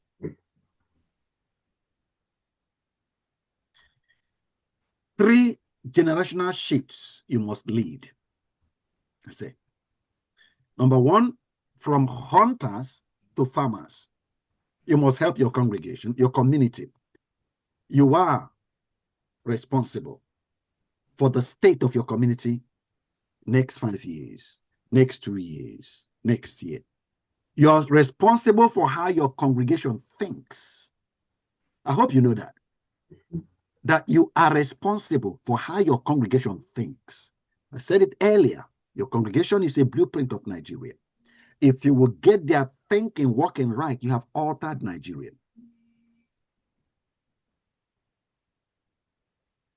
You are responsible for their mindset. And you can shift them from hunter's mindset. What's the hunter's mindset there? Today. Find food today. But the farmer's mindset is what? Futuristic. Please, can you read what's on my screen? Plan orchards for 2030. Next, what is the hunter's mindset? Survivor. Blame. Okay. Blame circumstances. Blame circumstances. And the hunter and the farmer's mindset? Design systems. Instead of blaming the circumstances, they design systems. Design systems. Circumstances is that the antelope ran away. I shot the antelope. It nearly hit him and he missed. And then he ran away. That's why we have no food to eat today. I'm not to blame, it's the antelope. Antelope ran away. Can't blame me. I went and tried to catch it, you know, and I didn't catch it, and he ran away. Hey, Daniel. How did we start our meeting today? I came in this morning, I tried to put my phone out, and I couldn't. And I couldn't.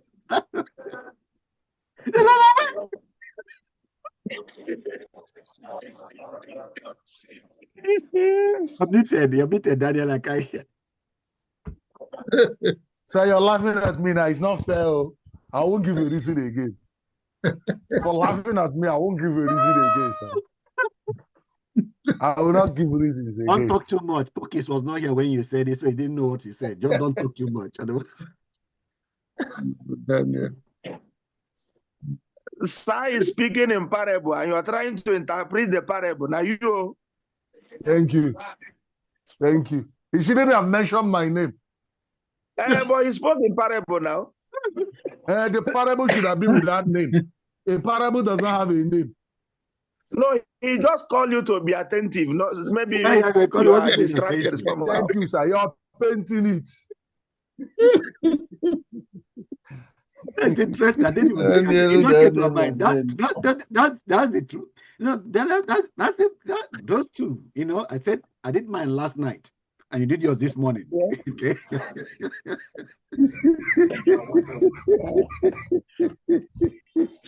And then no, notice. Not even though we're using that, Daniel, did you notice?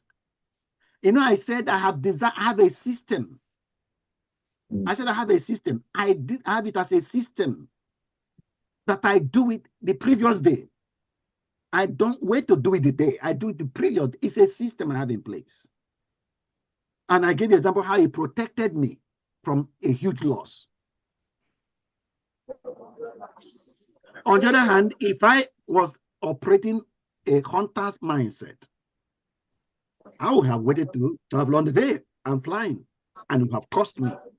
And I will blame the circumstance, wouldn't I?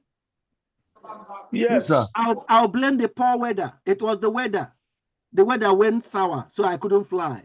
Therefore, I missed my flight. It's not my fault. It's the weather's fault. Right? Yes, the weather is to blame. The weather.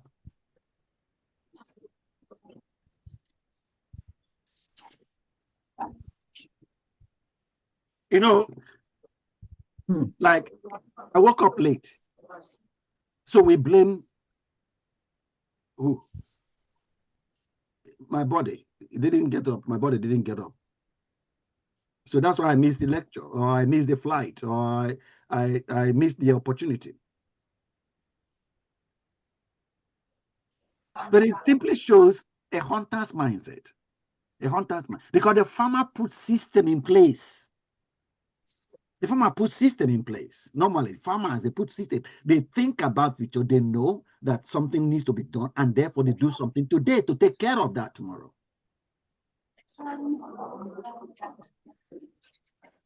Trapped in slums, that's a hunter's mindset.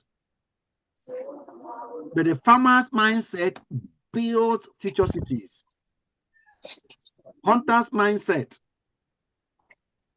But another example, use the one Ben gave here about himself and his church and what's happening there. You know, we only think about how to generate funds to pay when the landlord asks us to pay. And now he asks us to pay 3 times what we used to pay. And we can't pay. Therefore, we become homeless. On the other hand, the farmer builds future cities. Whether you're paying 30,000 or 300,000 or 900,000 now, the farmer builds cities. He's thinking about tomorrow and is doing something every day to build that tomorrow. That's just a mentality. That's just a mentality he has.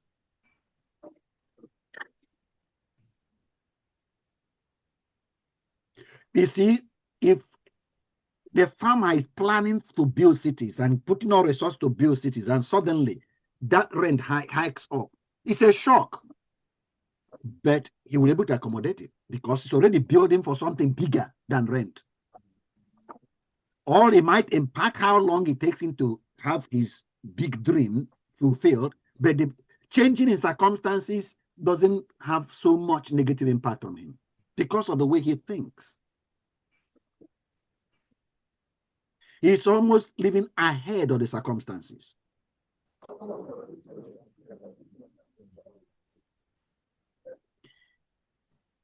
Another generational shift you must lead. I said the third generation shift you must lead is from hunters to farmers. Help your congregation shift their thinking. The second one is reset the culture of your church. Reset the culture. Replace pray and wait. Replace it. Preach and plan like Nehemiah surveying Jerusalem's walls.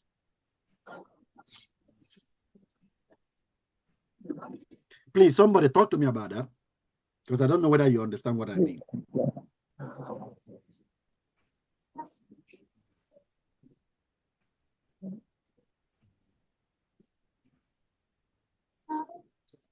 Don't pray and wait for God to do it. You have to plan what you want to do. Okay. You have to pray and then you plan what you intend to do. That's right. And execute it. That's right. Pray and plan to take action that materializes your prayers. Prove it. Launch destiny diaries for your members. So it's not theory. Page 1 of their diary, my 2026 health goal. For example, no more hypertension medicines. Let them write it in their diary, page 1 of the diary. Page 2, my streets 2027 transformation. For example, paved route to church. That's a plan. That's a design. Design what's going to happen in 2026 and what's going to happen in 2027.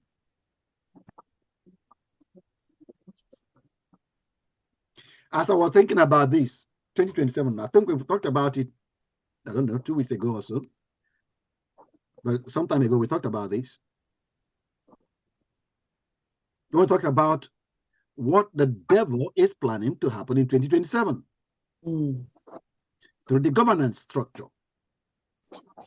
And they are actively putting things together every day to make sure that what they plan happen. And I ask the question, have you decided what is going to happen? 2027. And I ask that question again. Have you decided what's going to happen 2027? You know, we hear about the insecurities. We hear about the Fulani herdsmen from ravaging the northern part of Nigeria. They keep coming down. Maybe they did in Benue a few weeks ago. And then you see WhatsApp messages that they are coming down, and they begin to see WhatsApp message of threats about what they will do to the East. Question. They are planning, they've said what they want to do. Have you said what you are going to do? Talking about our culture. Talking about our culture. Of not making a decision of how 2026 and 2027 is going to be. And then begin to work every day to make it be that way. We leave it to see what they will do. We just leave it and hope that they don't do what they threatened. But if they do, then we'll see it.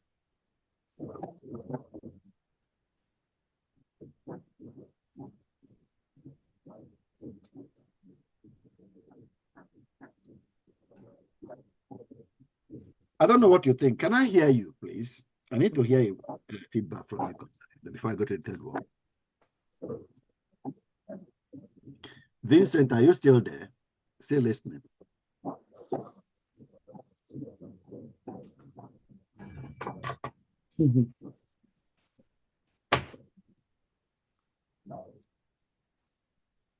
Hello, sir. Yep. I have been so down with fever. You know, now me, I've become a hunter now. God forgive me. But this makes a lot of sense to me, sir.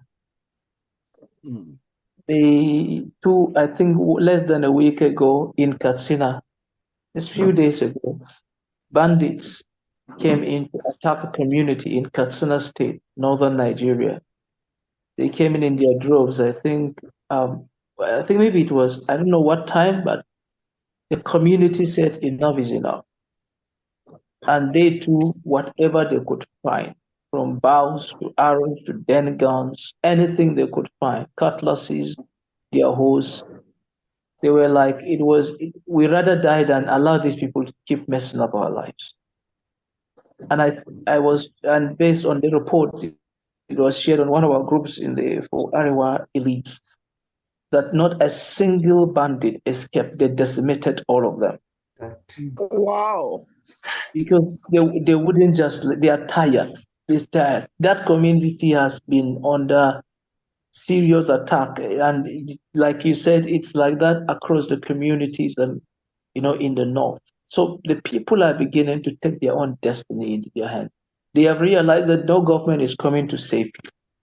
Nobody is coming to rescue you. Nobody is coming to help you. So if you consistently are passive and docile, and anytime they come, you do nothing, it just worsens the situation. So they had to fight back. That for me is speaks to the issue that you don't just pray, but there should be a plan. It's not like you're going to attack them like in the case of security. But what if it happens? What will be your response? And that you prove it by launching things out, like you said about that examples you've given. Yes, I believe these things are true. Okay, if they're true, what are you doing about it? And honestly, like you said, this prayer and wait has been the culture for us here in Nigeria. And sometimes, like we've said of sessions of this course, one just keeps regretting some of the things you've done in ignorance. I imagine situations we'll go for night vigil and then we'll come back and sleep the following day and just feel good about the number of hours we spent praying. But what we're doing about what we prayed, whether God spoke or He didn't speak, it was the power of the fact that you prayed for 1 hour or 2 hours or 3 hours. We're more proud of that than anything else. There's this kind of spiritual arrogance that comes in that I prayed for those number of hours, and it makes us feel as if we are spiritual. But nothing actually happened after that. And we didn't even commit to anything. So those are the issues. Yeah. And I'm praying that we become a catalyst to change the narrative concerning the church. That God will use us to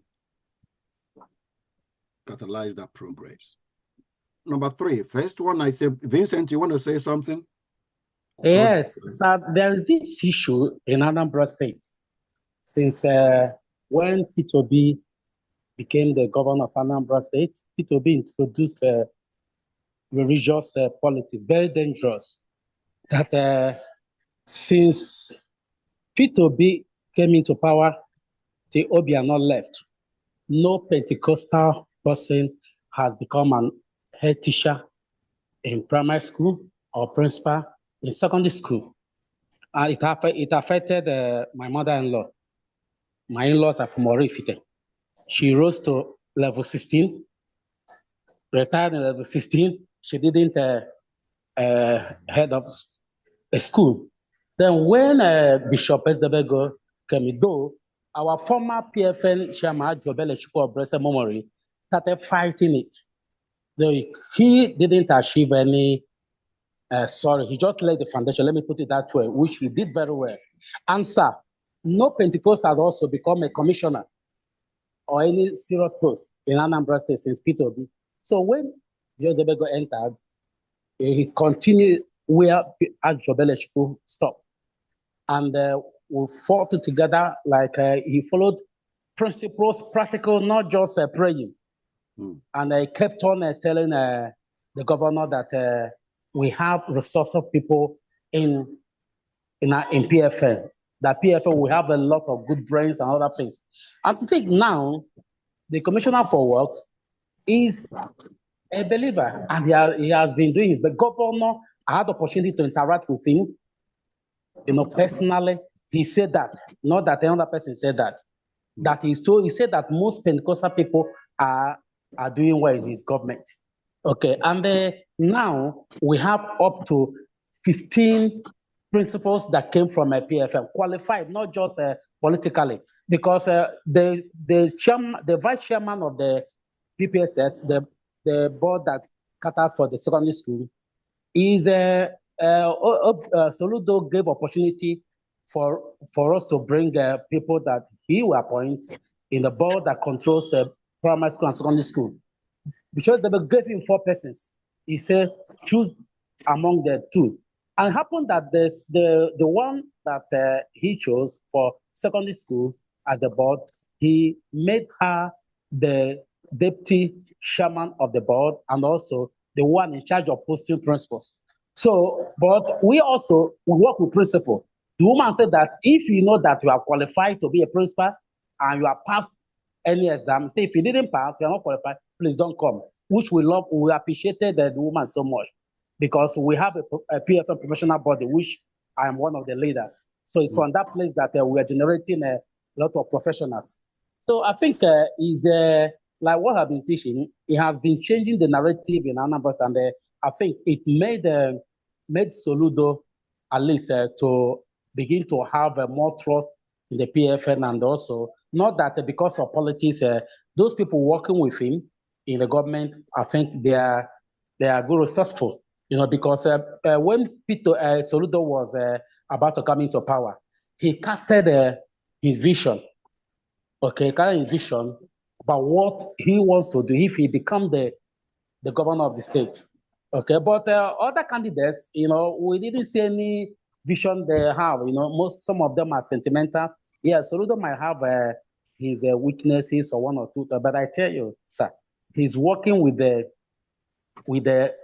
vision that he cast, and also he had up to 50 You're talking to us about praying and waiting, on praying and planning. Is that what you're talking to us about? Yes, now is you pray, you plan, and also you practicalize what you have planned, because praying without planning and without taking any action, it's just in vain. Yeah. Yeah, thank you, sir. Okay. So, and I said the third aspect of people you need to shift is build design literacy. What do I mean by that? For children, build design, that is cultivate the habit of thinking about tomorrow, about the future. Cultivate it as a habit. I say for children, Sunday school, I'm talking to you, pastors. This is something practical you could do. Cultivate your children's mindset. The children that are in your church, give them a better experience of life than their parents are having. Since you have become convinced that mindset is the key, just like Jim Rome said, the greatest determinant of how your life turns out is how your mind works. The greatest determinant of how your life turns out is how your mind works. I'm saying build design literacy, thinking about the future and planning for it and going after it. Build it into the subconscious of your children. And of course, the adults, I'm talking about children right now. That's another shift. I mentioned 3 generational shifts you must lead. First, what was the first one I mentioned? Remember? Hunter farmers. From hunter, shift people from hunter to farmer. What is the second one? Reset church culture. Reset the culture of the church. The church should no longer be a place of praying and waiting for God to do anything, but a place of praying and planning to take action. And then the third one is what I'm talking about now. Design literacy. Build it into the consciousness of the congregation. Now, talking to you about how to build it into the children. An example of how to do it. Your Sunday school, for example, map your future sessions. Map your future. Let them draw Nigeria with clean water. The Nigeria they are going to be experiencing. If their streets are full of sewage, let them draw a Nigeria with clean water. Draw where the tank will be or where the tap will be. The Nigeria they are going to be experiencing. Let them begin to have a picture of a new environment they will create. Homework. Plan a family project. An example is just grow beans in sacks. Sell 20% of them. Let them practice that. And I say for adults, good design lab sessions. Design labs where we think about the future and create and put what we are going to make happen. I mean, your congregate, your church, let them, each one of them begin to lead them in that direction. Teach goal setting, like Europe teaches Christmas planning. Of course, they don't hold any special trained teaching here for Christmas planning. It's in their culture. It's in the culture. I mean, the whole society. Sorry, sir, what does that mean? Teaching Christmas planning? I said that they don't hold class itself, but the whole culture is set around there. This is June ending. July, August. By September, the whole society will start shifting towards Christmas. You will start seeing, they will start advertising some things, some flights, even some flights already will be mentioned, and then the shops will start changing their what they sell in the shops. You know, they have seasons here. The shops reflect the seasons.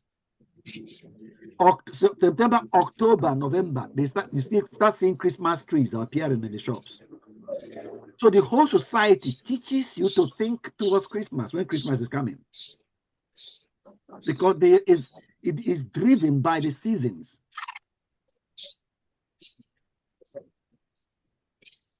So I'm saying make your people begin to see tomorrow and plan for it the way they want to experience it, not wait for it to happen to them. By October, let them have New Year skill. This engineer, send their account number. Plan New Year skill hub by October. Then in November, mobilize builders and teachers, and then launch in December, January literacy bootcamp. In other words, in October, make them begin to think about the skills they will learn in 2026. In October this year. And then in November, begin to mobilize people that will make them acquire those skills, builders, teachers, and all the rest, and then launch the literacy bootcamp in December. Launch it.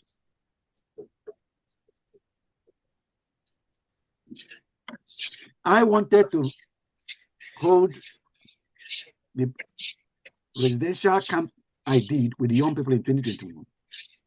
Around May, I contacted the brother who helped me organize it and said, can we advertise it? It held in November. I said, no, it's too far. You have to wait until maybe maybe a month or 2 months or 3 months maximum. 3 months even too far. Then you advertise it. Otherwise, people will forget. Here, they make it a year ahead. They announce it a year ahead here.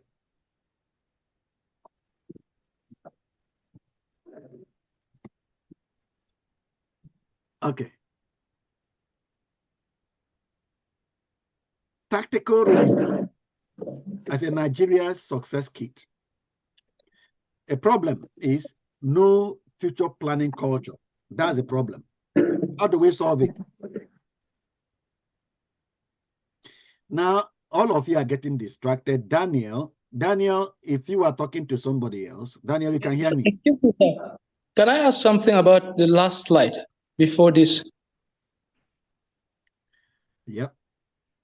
Yeah, you were talking about the issue of this planning, this last part for the adults. Yes. Design labs, teach goal setting, like Europe teaches planning, October plan this, plan this, plan this. What is this targeted at in terms of the generational shift that we must lead? You want to do with your congregation, often let them do, and when you were not here, then at the beginning of this class, ask the question, how do I get my people to own the society?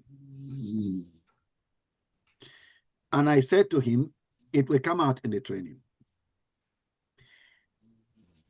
For them to begin to be a part of it, I think also before you came, we came to sessions where we said, you lead it. It's what they see you do that they copy. They model their operational mode after you. If you are used to planning for the future and always planning for the future, they will start practicing it themselves. So what I have put here is a way for you to begin to train your people to become people that think about the future, plan for it, and then execute it to make it happen. Don't just plan a conference and just announce it to them, and then they come and attend the conference. Make them plan for something they will do to materialize a future they have seen. And I'm saying that is by design, we mean plan for the future. That's what I mean by design. When I say build design literacy, literacy is just being educated, knowledgeable, trained literacy. No, I know what literacy means.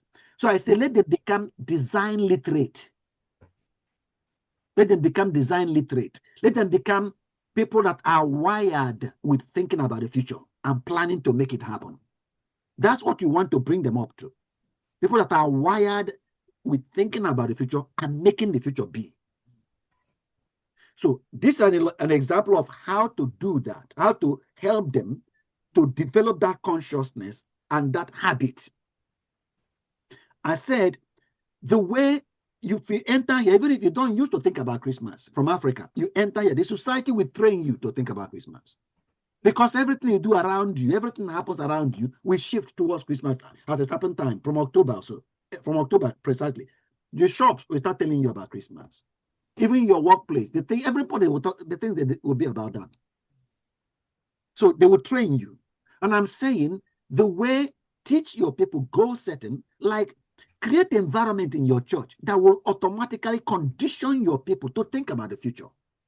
The way Europe conditions you to think about Christmas as Christmas is approaching. That's what that first sentence is referring to. And then, are you saying that actually in Europe, when it is getting to time for Christmas, there's a deliberate scheme to teach people on how to plan No, no. I said, the environment requires you to do that. Okay. Think. Oh, I see. Okay. The environment does that because the environment just shifts gear in that direction. Yeah. Okay. So make your church that kind of environment that even if I am not used to thinking about the future, if I enter your church, the church environment, the way you people operate will shift me to start thinking about my future and doing something to make it happen. Okay. Okay, sir. Yeah. You said something that in Europe, the environment actually make them to plan for it. But I think there's something that they did before that. They had already built a kind of structure system that now the environment now added to that social system that whenever like Christmas season is approaching, because of the environment, they have built structure into it or system into it. Then everybody now are now following the system that has been built into that environment. That's why I gave you a system on this. I gave you a system on the screen. I said this is an example of the system you can set up. Okay, sir. Yeah. Yeah. I said October. Yes, sir. Make them in October. Let them start thinking about 2026, October, what they are going to do for themselves in 2026. They are going to cultivate skills in their lives. They are going to acquire some skills. They are going to acquire some literacy, whatever, in 2026. Make them start thinking about it in October. And then by November, mobilize the people, builders, teachers, welders, and mobilize the people. You talk about it in November. Then December, launch it. Everybody is going to improve his skills in 2026. Let them experience it. You lead them to go through that experience. So I have another question. As this resonates a lot with most of the things that should be happening in our society, but will we at a point in this course be talking about how we can design or plan the protection of ourselves and our teams as we implement this in Nigeria? Because I have a feeling that this is so real, so true, that if it is properly implemented in Nigeria, they will come after you. The church itself will be the first to fight you because, like, you are spoiling business. I don't know. This will change the narrative of everything for our church in Nigeria.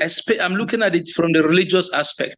That people come to church and the message is to go back and engage society, and roads are being repaired, boreholes are being sung, discoveries are made in medicine, mechanics turn their shops into places of worship, then give the best possible service, and people are beginning to create things they would not ordinarily have done.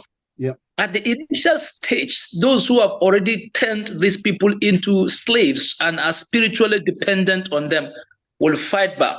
Is that something that we need to consider even as we begin implementations? And from our communities, traditional leaders and all, because you're messing up the opportunity for them to continue corruption. We will come to that. That's the last part of the training today. So let's hope we get there, but we will get there. Let's move on. So I said tactical redesign, Nigeria's success kit. Okay, the problem we currently have now is that no future planning culture. We don't plan for the future. I'm saying your weapons is daily farmers ritual. Practice it daily. 5 a.m. declaration. Today, come on, somebody read it. Today I plan, then I take action for Nigeria's goal. So an example is today I planned Mark tutoring for ballast engineering future. Just do that. It's a ritual. It's a ritual for yourself. Okay? You're going to do something today for a result that will come tomorrow. Will rewire your own mind that that's the way you function. I do something today for a result that will appear tomorrow. If you make it a habit, soon you lead your congregation to begin to do something today for a result that will appear tomorrow. That's the farmer. Number 2, redirect Christmas energy. Challenge members. If you can plan December 25 in October, plan Nigeria's future too. So October, set 2026 community goal. For example, build 5 playgrounds. We are going to make it happen in 2026. November, crowdfund 500 naira a day from 100 members. And in December, break ground.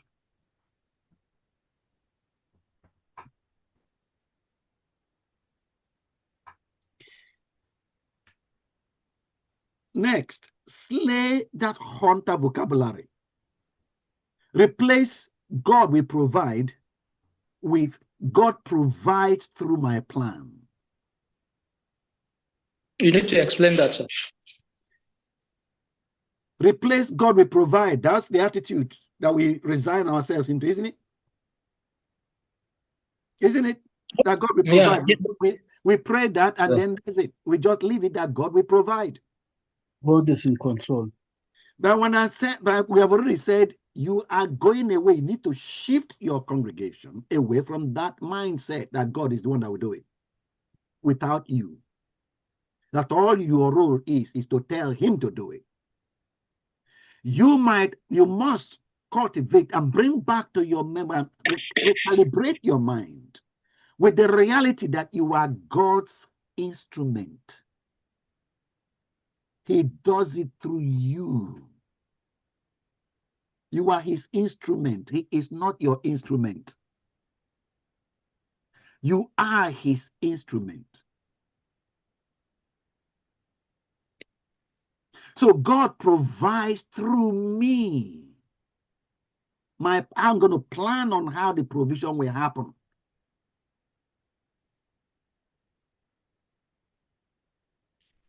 It is through my plan that is still not clear to me. Through my plan. Okay. I thought about building 5 playgrounds, 2026. Yeah. We can meet together and pray that God will provide 5 playgrounds in 2026. Yes. And then we hold night vigil for it. 100 days prayer and fasting. That the playground will be there in 2026. We can even start praying in October and pray for the rest of the year so that we'll have a great quantity of prayer. 2026, we turn around. We add fasting to it in January. If necessary, by June, if nothing has happened, when we hold a conference, a prayer conference. Okay. 100 days of prayer, go to the prayer mountain, so that this year, there must be 5 playgrounds this year. And we'll be there, December comes. And do nothing. Instead of there being a playground, the only school we have, the flood comes and washes it away. By that, you train the young people that God is not real. That prayer doesn't work. You train them, subconscious, gets trained that there is not God, there's nothing. God is just what people do. There's nothing like God. And I'm saying, quick that. Mentioned before about why young people are leaving the church, because they don't see relevance. They don't see God is not relevant to their lives. I'm saying, change that. That's a hunter mindset. You pray and you're looking to see school build that you will hunt and capture. You're just praying and waiting for the school to be built. No, God provides the school through my plan. I finished praying. That's what we said before, the last slide. Pray and plan. Change pray and wait to pray and plan. That through you, your prayer materializes I am God's instrument. I keep repeating that. I am his instrument of righteousness. What God wants to do, I am the first consideration. He might shift another, but I'm the first consideration. Unless he wants to use somebody else, but I am the first consideration. I take the attitude of Paul that will start going first and be told, no, don't go there. Then he want to go here, no, that not there. Then he want to, no, not there, until he sees a vision of the man in Macedonia. Says, it's over here, it's over here. And then he goes, that's the state I want to be in.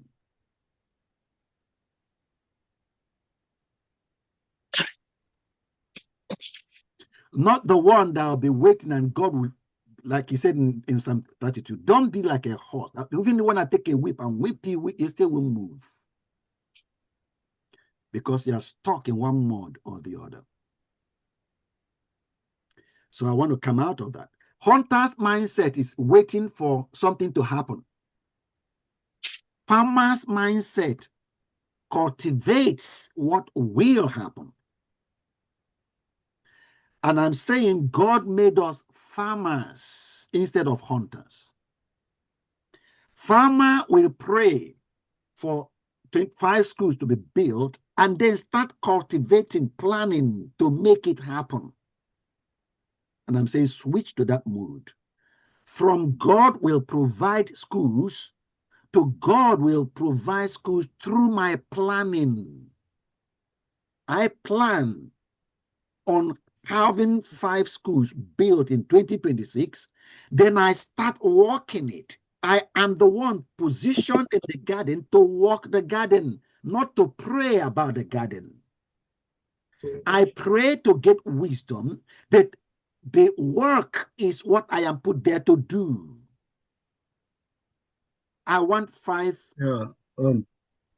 playgrounds. I don't even have the wisdom on how to. In fact, initially first, I didn't even know I needed 5 playgrounds. Then now I found out I don't even know how to start. Where will they, all of my mind, like my sea, was just full of obstacles. But as I pray, God enables me to see how to start. But before I pray, I'm saying I already have the responsibility to make the 5 playgrounds be.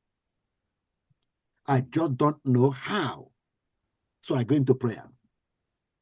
My prayer now leads me to planning. Because in prayer, I ask for wisdom. I research. I read books. My prayer, I don't talk to God. After talking to God, my listening is not just folding my hands. My listening, I listen through reading books, researching to get ideas, talking to people. That's how I listen. I say, God, talk to me. After saying, God, talk to me, I might pick up the phone and call Pokey. Pokey, do you have an idea how that happens? I'm expecting God to talk to me through you. Any other means he uses. But I would get ideas. If I separate myself for 3 days, at the end of 3 days, I have a plan. I have a plan. And through that plan, God's provision of 5 playgrounds will be. Because I'm going to implement it. Yes, I just want to make a comment here. I think is the fact that up to now is an issue of the mindset. That sometimes in churches, the idea is given that, well, if you are doing and you are praying, then it means faithlessness. And some people would just go to the extreme of saying, okay, I pray and I wait. And we are not looking at the faith and the work part of the issue. So there's the God part, and there's the God part, and there's the man's part. That while you are praying, you still have to work. You still have to plan, and you still have to work so that this will come into fruition or materialize as you are expecting. So I think it all depends on the way the faith, preaching or teaching, is presented to people. Okay, we are going to get, well, I'll get to that faith bit. So I'll carry on because I have it's down there somewhere on the slide. Okay. So I said another example is hunter mindset will just be no light. circumstance. Remember, the hunter blames circumstances. There's no light, so I can't do. I'm saying shift to slay that mindset. Replace it with, we are installing solar this quarter. We will do it. We'll do something about that. We'll resolve that issue. Nigerian vision in action. Take a Reverend Adeola's church in Ibadan. That observed members planned elaborate Christmas parties, but ignored flooded streets. The action she took redirected 30% party budgets to drainage diggers. Result, 3 seats, flood-free. And I'm planning to 10 streets by 2026. That's practical. And that's possible for any church and any group of people in Nigeria. Your call to action. Diagnose one hunter habit. What do you only engage last minute? What is it? Health checks, car maintenance. Design it now. Hi. Do you have any example of what you find yourself in normally typically engaged last minute?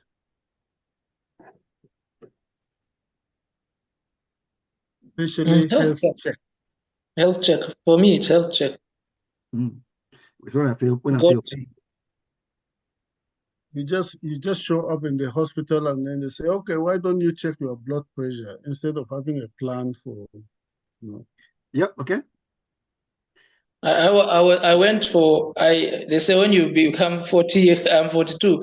So they said you start checking your eyes and all of that. So I went to check my eyes and they said I needed to come back again. And this has been 2-3 weeks. I have not. And even the fact that I even went was strange to my wife and my friends said, why are you disturbing yourself about your eyes and all of that? As much as I was thinking I'm trying, I actually can see that sometimes too, I'm very laid back. I'm like, it's not anything serious now. Why do I have to bother myself? So in that aspect, and I have noticed around here generally is that if somebody is not knocked down, there is no need to go to the hospital. Yeah, just like if your car is not broken, you don't need to do anything to it until you refuse to move. Yes. We don't have maintenance culture. Launch Farmers Sunday. That's the action we are being called to. Launch Farmers Sunday. Salmon. From hunting grounds to harvest fields. That's the title of your sermon. Altar call. Bring your diaries. Not just offerings. We are designing Nigeria's tomorrow. Hi. Oh.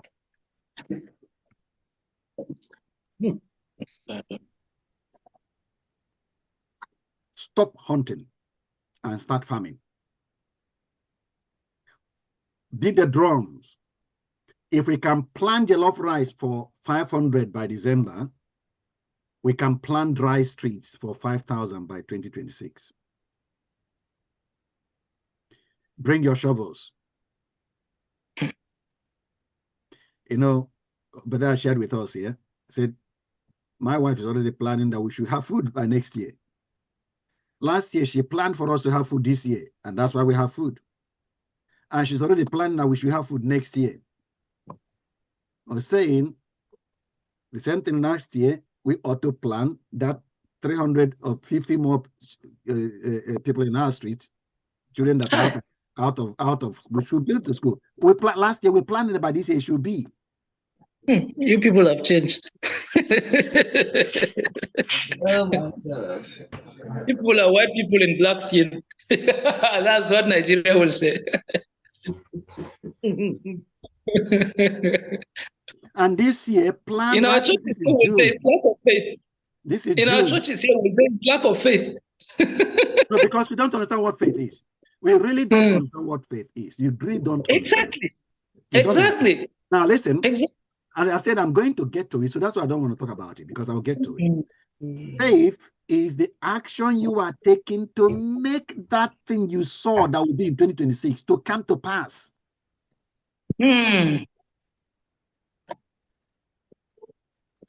Please hear me, and it's recorded. So go back to it. I said, faith is the action you are taking to make that picture you have seen for 2026 to come to pass.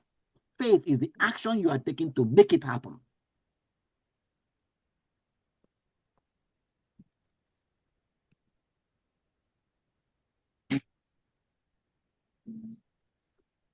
If you haven't seen a picture that you are making to happen, you are not in faith. You don't have faith and you're not expressing faith. If there is no picture you are trying to bring to pass by your action, if there's no picture, there's nothing you are expecting to happen. That's why faith is an expectation.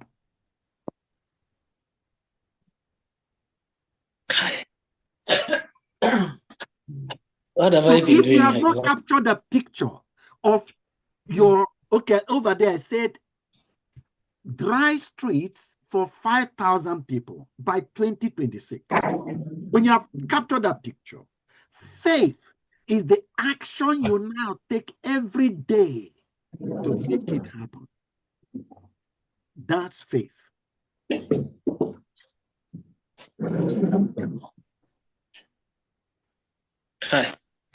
Okay, like I said, I'm going to come more to it. So a lot of us think faith is, I mean, they say they have faith, but you can't tell me the picture you have in your mind. I can't tell you what's going to happen. When you tell me what's going to happen, faith, Nigeria is going to be well. We will have good leaders in Nigeria. I have faith for it. Bible says, show it to me by your works. What is the action you are taking to ensure that good leaders will come out in Nigeria? What is the action you're taking? If you're not taking any action, your faith is dead. Your faith is dead. And it will bring no result. If the action you are taking consistently, and that faith gets challenged when you hear about all the terrible things, what the APC is doing, what the Fulani bandits are doing, and know how, and all the things that tell Nigeria won't even be existing next 5 years, and you're saying there will be leaders that come, good leaders, then Nigeria will not even exist. Then that's when we now test your faith, whether you really believe that there will be good leaders 2026 by the action you are taking, despite all these things that you are hearing and that's happening. The action you are taking.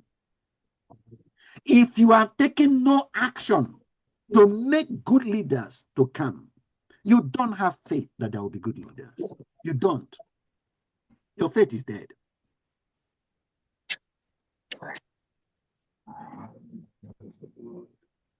So if I plan for there to be dry streets for 5,000 people by 2026, you watch whether I believe it or not. The action I'm taking to make it be, then you know that I believe it.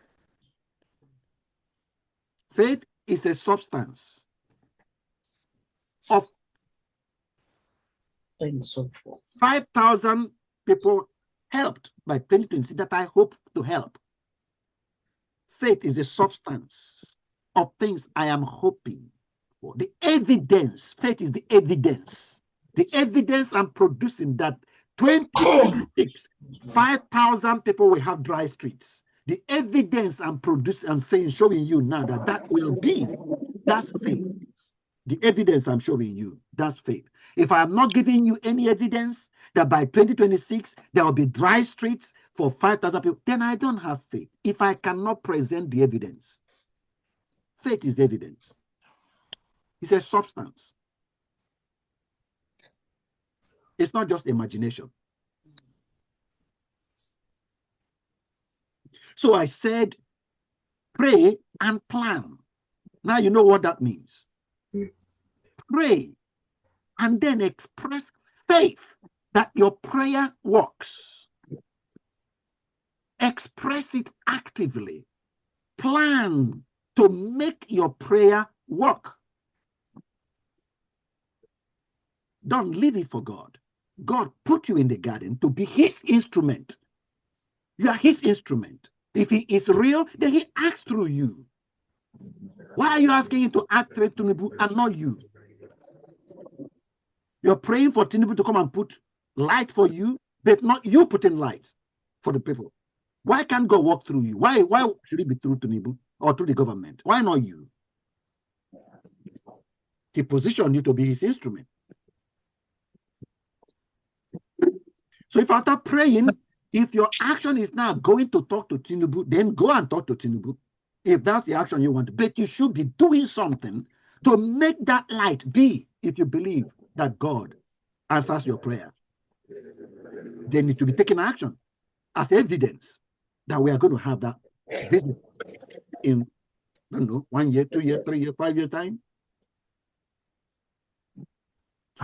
So again, I said that it will come out that I'm mentioning here, but I won't spend much time explaining them when I come to it. Slums are not built by poverty. See that statement? Please, somebody read it. Read that thing on my slide, please. Slums are not built by poverty, but by surrendered imaginations. Take back your design power. Cultivate the Nigeria you crave. Slums aren't built by poverty. Surrendered imaginations. What do you mean? Yeah, somebody talk to me about that. Slums are not built by poverty.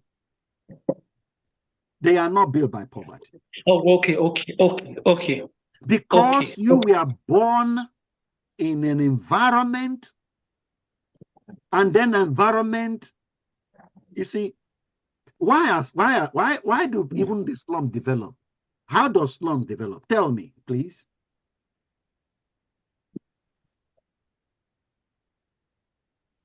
Over there, where you live right now can become a slum. Tell me how it will happen. Well,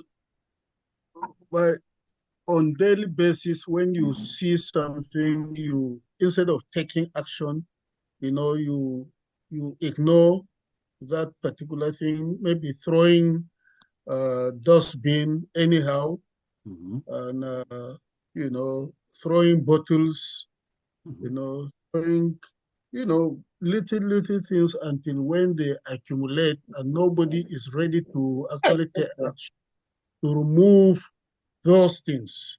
Then the place actually develops as a slum. If nobody comes, to take the action to clear the place, or I don't even take any action to stop doing what I'm doing and to clear the mess that I've already started. Or put a system in place to prevent that mess from continuing to accumulate. Exactly. So is it poverty that will turn your place into a slum? No. Not at all. It's my mindset. Mindset. Yeah. Slums aren't built by poverty. Yeah. It's not built by poverty. Yes. It's surrendered imagination. You couldn't think of the system to put in place. So even a place that is a slum right now, if we locate you there, it's not poverty that makes it remain a slum. The people that come to live there may claim that they are poor, but it's not their poverty that make the place a slum.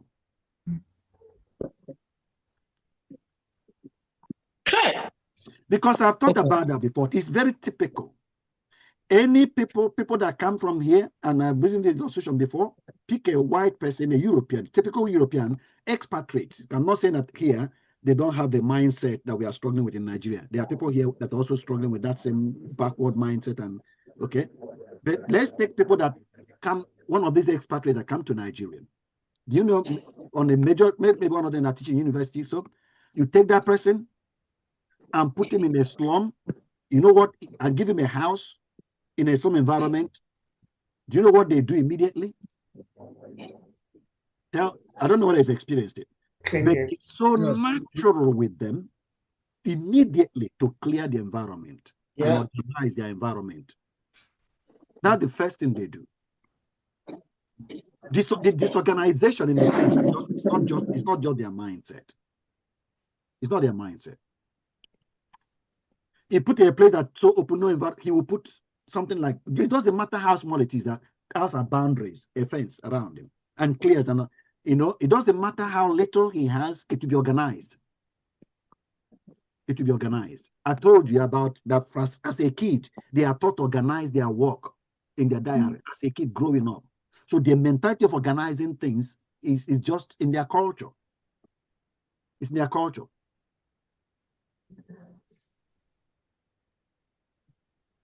I mean, our life group in our church, the life group I belong to, majority of all Africans, in fact, we only have one white person there. I've told her, I said several times, it's interesting that quite often she's the only person that says, hey, where are we going next 2 weeks, and next 3 weeks? Oh, next 4 weeks, we are going to have a half term. What are we going to do during half? She's the only person that her mind travels that far to tell us, are we going to do anything? We don't think about it. I don't think about it until the half term arrives. My mind doesn't even remember there's a half term coming. I don't think it. But she grew up in a culture that always sees the future, always sees the future.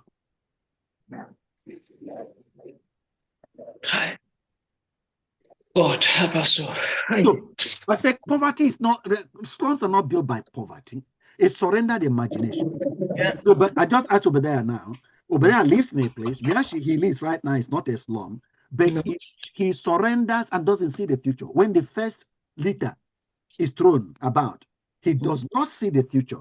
That if I don't correct this now, it will degenerate into a slum. He doesn't see it. That's what we mean by surrendered imagination.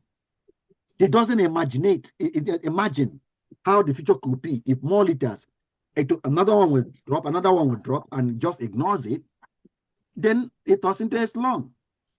So it's the surrendered imagination that builds a slum. It's not the poverty of the people. I said, take back your design power. Cultivate the Nigeria you crave. Even if you are right now in a slum environment, now create a new picture of the environment you want to see. Create a new picture.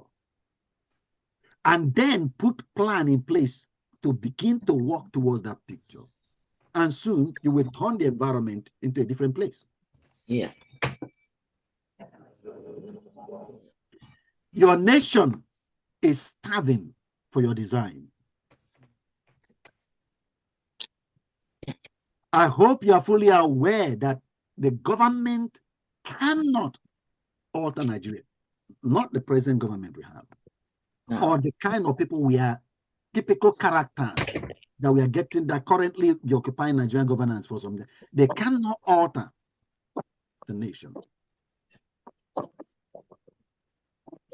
And I said, the nation is starving for your design, your imagination. Obinna, Ben, read what is on the screen. So, okay. Your nation is starving. Your nation is starving for your design. A people who design Christmas feast, but not their children's future, deserves neither. Yep. All what this place is saying is the ideology of rejecting hunters' mentality and start planning, and no longer depending on prayers alone. That we should now pray and plan. And as we pray as if we have not planned. And as we plan as if we have not prayed, and merge them together to give us the required action. Because in this very thing, all these things without action gives no result. Yeah. Because our result cancels every argument. That's right. Okay. Our result is what matters. Yep. That is what people will see, and they believe in our ideology. Because all this training is just like a mindset, change of mindset, shift of mindset, ideology, which is different from their own perspective. But when they see the result, they can now believe that these people are different. Just like in the Bible, the apostles are preaching, the disciples are preaching. Some of the Pharisees don't believe them. No, you're a preacher. I'm not going to allow you to continue. I'm taking by the mic.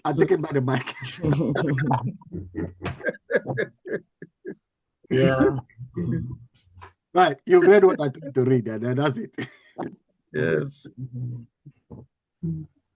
Okay. I need to give you 5 minutes break now, and I'll come back. 5 minutes. Yeah. I'll come back and continue from here. Okay, sir. Okay. I said we are still discussing this, that slums aren't built by poverty, but by surrendered imaginations. I had to write it and paste it by my bedside now. That thing is so... Hey! Now, I don't know... Surrendered imaginations is the part that it speaks so deeply to the fact that everything around us is because we just surrendered. We didn't even want to imagine. We're not engaging the mind, because it speaks for me to mental laziness. You're not even thinking. It's so deep. That was what I got. It so hit me. Okay. Does anybody else want to say how you feel about that statement? And you will soon see why. I showed you this video. I showed you this video in the early part of this course when we started. I'm sure you remember this video. Hello, everyone. You remember this lady? I needed to make this video because I needed to share something that's been bothering me for Are you hearing? a long Yes. Yes. Every time I sit down and think about it, the thing really baffles me, because I look around and I feel like we're sitting on a ticking time bomb, and nobody realizes the fact that we're sitting on a ticking time bomb. Nobody actually realizes the fact that we have a problem and something needs to be done fast. In schools now, secondary schools to be precise, the external exams are written, both WAEC and NECO. Most schools, I don't want to give a figure, but I can tell you comfortably that most schools help students. That means they cheat through the whole exams. Even if they do not wish to cheat through the exams, these WAEC and NECO questions are available on different sites. All you need to do is just pay a recharge card or make a transfer, and then just a couple of hours to the exam, the real thing is actually being released on the internet. So these kids download it, they read about it beforehand, and they enter the exam hall already knowing what it is that they are going to be writing on. Secondly, you now have kids that are writing exams from SS2, and people are very comfortable with it. They don't feel that it's an issue. They don't realize that, okay, writing exams in SS2, how can a child, you come and be celebrating an average student, some even failing, some have repeated SS2, repeated SS1 before, and then you're encouraging them to write in a miracle center, so to speak, exams, and they come out with their E's, and you don't even ask any questions. You don't actually have one-on-one with them to know that, yes, this thing is actually theirs, or it's right, or something like that. You're okay with it. How can a child that is supposed to have covered 3 years worth of a curriculum write an exam when they have covered only 1.5 years worth of curriculum, and then they come out with an A and you don't question it, you're just celebrating? Now, that means that the results are being bought in the secondary school. Then admissions are being bought, because admission in schools is now about who you know.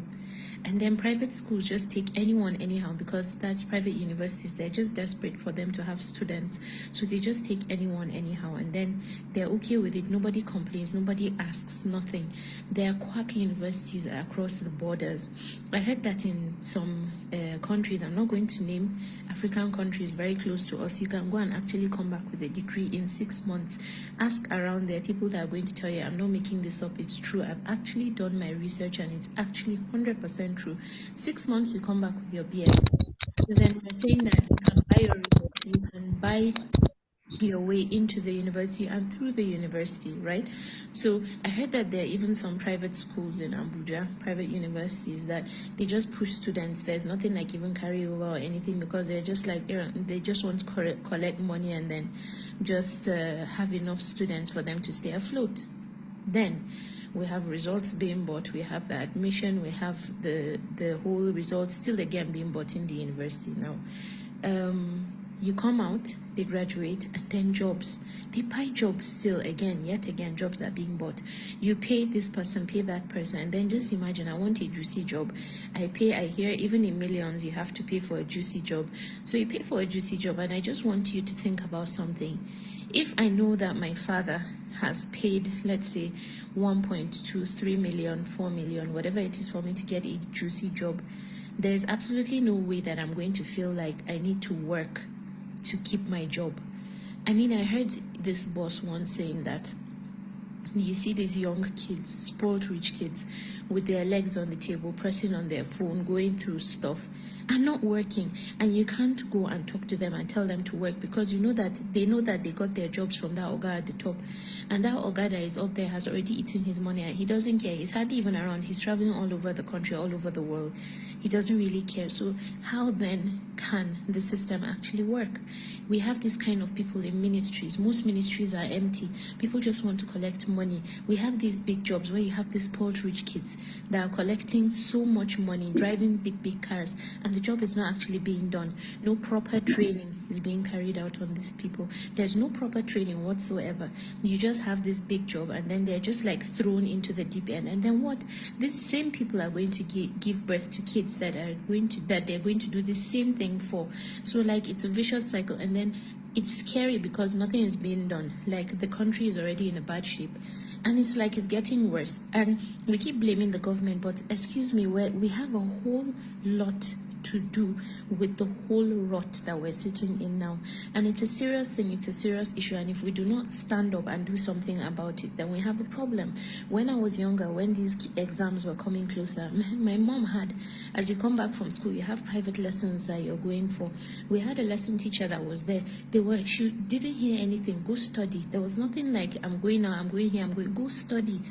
And if I even came home, I was scared to report to my mom and tell her that maybe I ran into trouble with a teacher or something like that, because my mom, nowadays, parents are like, the first thing they want to do is, what did the teacher do? They don't even ask, what did you do? Because it's always the fact that the teacher is wrong. You're threatening the school. You just want to buy results. You just want kids to be pushed. Before it was class 6 that was in extinction, kids from class 5 were writing exams. Now, do you know that kids from GSS 2 are writing their junior NECO, their BECE exams from GSS 2? Their schools that allow that. Now, from SS2, you have kids that are writing exams. I just don't understand this. Why is there no law in place to stop this? This is a problem. You have 13, 14-year-olds that are actually in the university, and they can't cope with the pressure. They're smoking, they're taking drugs. Look at, especially in the north, there's been so much that has been said about the drug abuse, and there's nothing. You just have big seminars, you have people coming and making big noise on the internet, and then that's it. Nothing more is being done. Look, we're sitting on a ticking time bomb. Please save this video of mine, because a couple of years you're going to come back and you're going to realize that we have a big problem. And when we had the chance to correct this, we didn't do anything. We sat down and folded our hands, and we're very okay with it. I really hope that people are going to stand up and talk about this thing, talk against it. I mean, some schools, the truth is, I don't really blame them for helping their students in the exam hall, because they don't have the facilities to teach the kids. And then these kids have this sense of entitlement. They feel like whatever happens, I just have to pass. whatever happens, my parents are going to buy results for me. So it's terrible. It's terrible. We really need to stand up and do something about it.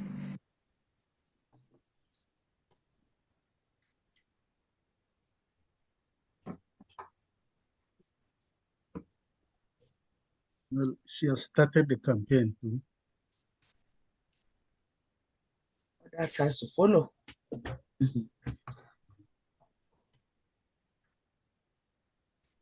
So, what do you think? She has done her own part. Well, actually, when I was listening to her, I said, well, actually, she has taken a step now. This is part of the process. Yeah. To talk about it and bring it to the open. And what she's saying is very, very true. Very, very true. Yes. So it's now left for many of us to key into what she's talking about and start, the campaign with her. And that's what I'm asking you, what we are going to do about it. What are we going to do about it? It was very sobering. It's very sobering to me. Yeah, what are we going to do? To me, this is about complaining and just bringing out the problem out. Yeah, that's what she did, so that we can be aware of it. The problem. What are we going to do? Unfortunately, steps towards bringing a solution are yet to be carried, sir. Yeah, that's what I'm asking you. No, he's asking us again. She has not thought about the problem. We are the solutions. Solution. One of the things that came to my mind is, again, because to an extent, I think that she did an excellent job in painting an imagination of what will happen if we do nothing about it. And on my part, what came to my mind immediately is to ensure that I am not only answering these questions in my weekly assignments, that I have to implement immediately. I have to begin to really wake up all of these people I'm hoping to bring together from the younger generation to say, okay, who will take up the fight against examination malpractice in secondary schools? Who will take up something against paying for jobs? We need to begin to crusade movements against all of these ill-driven cultures and attitudes in our nation that are consistently depleting and destroying the very fabric of our survival, of our existence as a people. Because, like she said, if nothing is done about it, in no distant time, Nigeria will just explode. We are already there. It's just a matter of time. So something has to be done about it. All these prayers for Nigeria will change, great leaders will emerge. It's on me. I have to ensure that I have teams. I am really, really using my skills in writing and speaking to spark the fire, ignite visions, call potentials awake in all of these people who are endowed of God. Maybe like the word becomes the fertilizer that springs up the seeds of fighting against this and fighting against that. Let people begin to lead movements. We support each other, build a kind of a team and a support system that ensures that whatever is targeted at addressing any of these ills in society becomes a success. Okay. This has to be done. This is what I'm imagining anyway. Yeah. So that statement, that bold statement at the bottom there, can you read it, please? The bold statement there. Your nation is starving for design. That's following that top statement. And the reason I played that video is because the word slum is mentioned and our mind will immediately go to physical slums. And I used Obadiah and where he lives to illustrate it. And we could see how it develops, what it means, surrendered imaginations. And what may not have come to our mind is this mental slum that Nigeria is falling into. It's mental slum that the entire society is falling into. A few errors there. Remember how failure happens. Oh, God.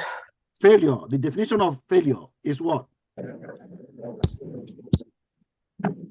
Repeated errors in judgment, repeated every day.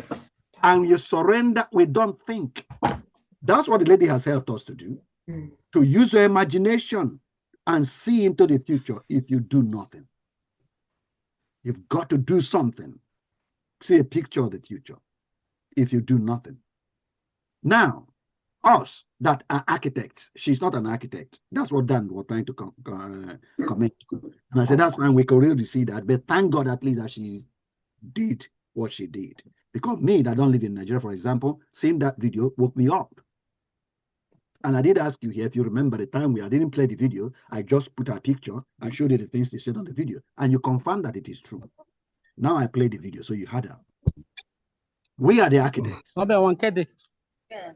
Okay. We are architects. Daniel, we need to now talk like architects, like designers. The topic we are treating now is designing a solution. He has painted a picture of my rotten garden that I was not aware of. Weeds that are in my mentality of my garden that I wasn't aware of. I wasn't conscious of the amount of work that need to be done. So she has helped to bring out how poor the garden that I am positioned in is, so that I can design a solution. So we are here, all of us here are architects, God's architects and designers. And that statement says, Nigeria is starving of your design. We've got to design a solution that we'll put in place. That's what that question asks. What are we going to do? So we'll answer that question. The responsibility is on us as God's architect to design a solution. As farmers, to put system in place that resolves this issue. Because if we don't, we are sure enough headed towards that edge. So those head of pigs that are falling to an edge, we are sure enough headed there if we don't stand in front of that herd and scream. And scream. Sir. Yeah.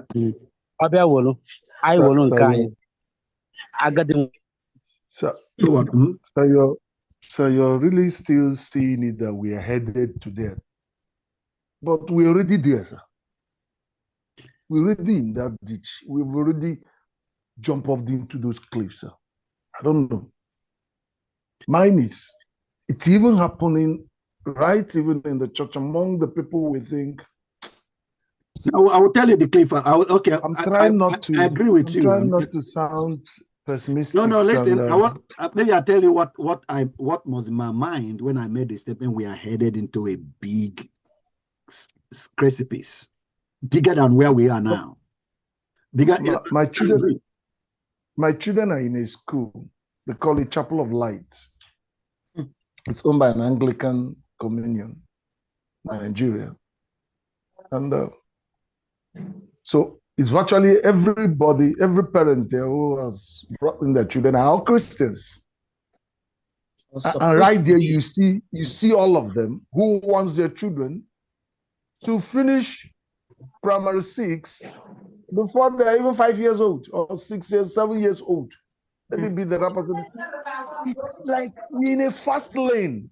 Everybody wants this thing. Even the senior pastor of the denomination I actually know of wants a son to finish up immediately, and by 15, he's a graduate. Arrangements are made even with the so-called mission schools for them to really help these children go this thing fast. This thing has really, we are in this thing. That's my point. We're already in this thing. We are falling into it. It seems to me there is a way nature has its way of orchestrating when something has come to a brim, as in you've really diminishing return starts happening, and then that's when this wake up will start coming up. But as for now, we're already in it, sir. Thank you. Yeah. Okay. What I meant, what I said, a precipice, what we are like, what you just described, they are the children today. They are going to be the contractors that are building our roads, or building the hospitals, or buildings, designers, constructing, drawing, ordering materials. There will be the dispensers in the dispensaries, pharmacists, dictating the health of human beings. We talked about this several weeks ago, you might have forgotten. They are going to be prescribing drugs in the hospitals for the society, for somebody that comes in sick.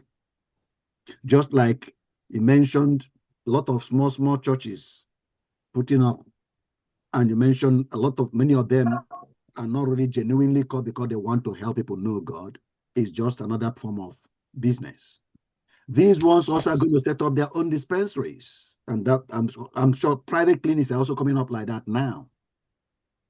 Private clinics, a lot of them are proper, and they are going to work in those private clinics. And their whole aim of life, since as they are coming up, their whole aim of life has been focused on themselves. For me to be big, for me to be my child, but starting with their parents, wanting to have the accolade that their child is a child prodigy, that he got A6 when he was still 12 years old, finished university. He just won that. And then the child himself, he got first class, even though he cannot pronounce his name. All that focusing on self, they're going to carry it into the professional job, the profession they're going to buy, and the dispensary that they're going to set up. They are going to be the governor's aide tomorrow, and they will be the one that will sell the license to a pharmacist to set up a pharmacy. And that pharmacy, he's going to be the one to go to China. And instead of ordering drugs that will help, order the drug that will make him money. Just a lot of water with chalk in it, and call it aspirin, and come and they dispensing it because it's only one authorized to dispense it. So is these scenarios that will happen in the future? Because right now, people that are adults, it's you and me. We are the one. People that are managing pharmacies right now are people like you and me that have your background, my background, and they are a little bit more humane than the ones coming. That's what I meant. That what you are seeing happening in your children's school now is foundation being laid for a future that will not like.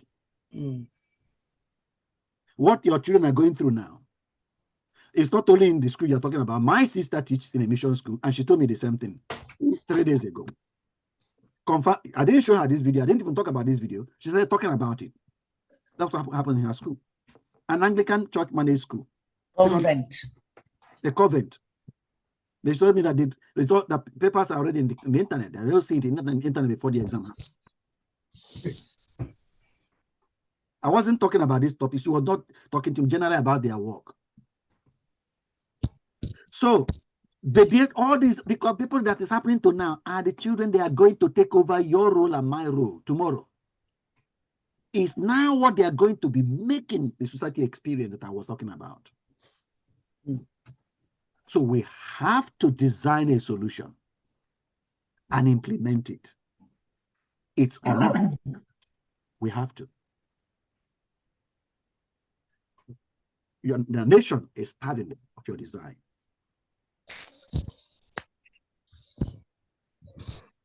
Carry that in mind, because we will do that. We'll do that. Yeah, sir. Yes. Yeah, I think as you know, one of the things I've really learning in this training is building a system in pursuing a dream and also being focused. Because actually, since I have been in the issue of this education, my practice and other things, I have been doing something on that by some number of years now. Okay, going to both tutorial centers, teaching young ones. But probably immediately you since this program, I felt that have not really built a system that will help me to have a better result.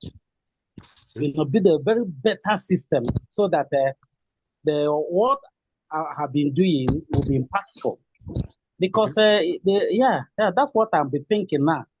How to build that a better system so that I can carry out this in a better way and get a better result.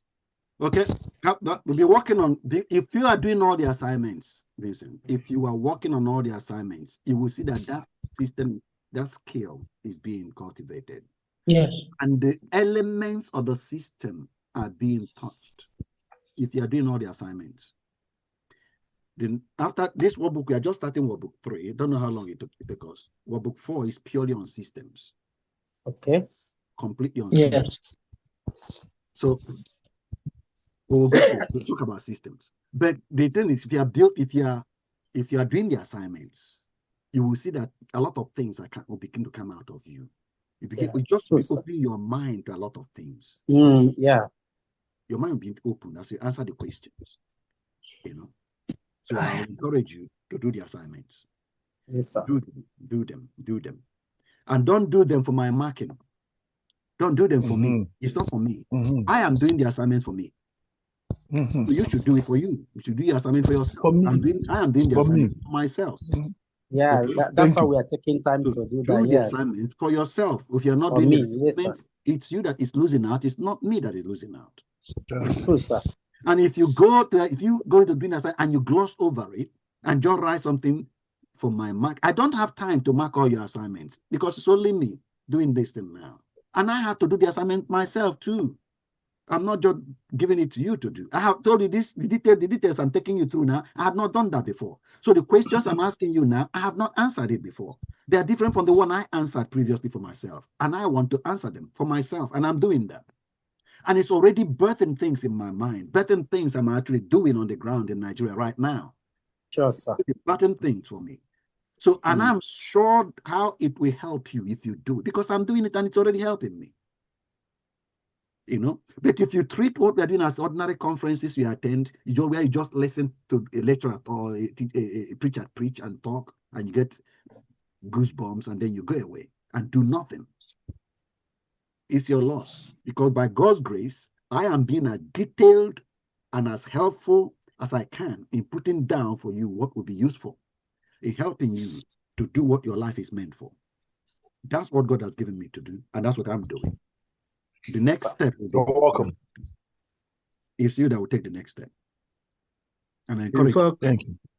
I have also discovered that what you are giving them now is richer than what we got, so I'm getting more things, from that. So they should see themselves as so privileged to them. Yeah. Okay. So we can plead. The education is critical.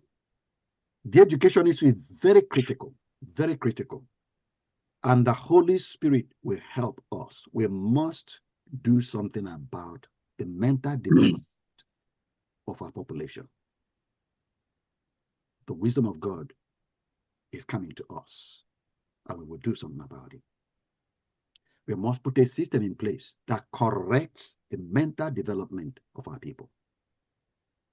The Holy Spirit will help us. And I believe, God, you are offering yourself as an instrument of righteousness. That's why we are here. Stop outsourcing Nigeria's future.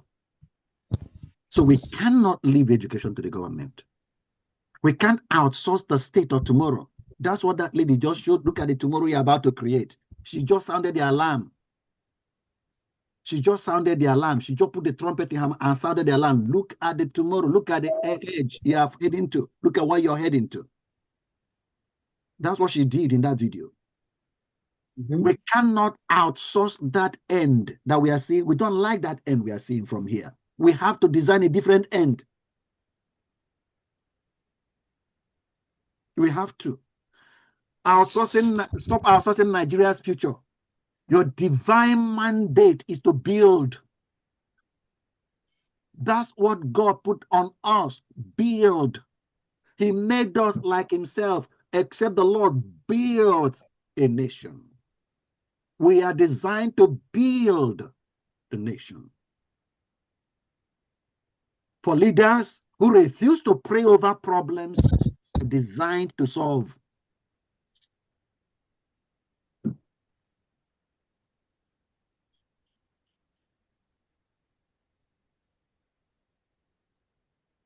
I don't understand this one. You don't understand that last one? Yeah, you said for leaders who refuse to pray over problems they are designed to solve. That's the topic we're getting to now. We're getting to the things that are for leaders who refuse to make just pray. They refuse to make prayer topics things they are supposed to be working on. Solutions they are supposed to be creating. They refuse to reduce it to prayer.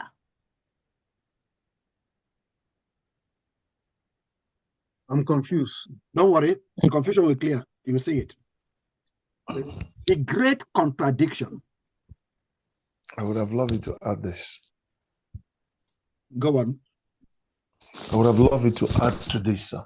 In front of me here, sir, is a book. Yeah. A kind of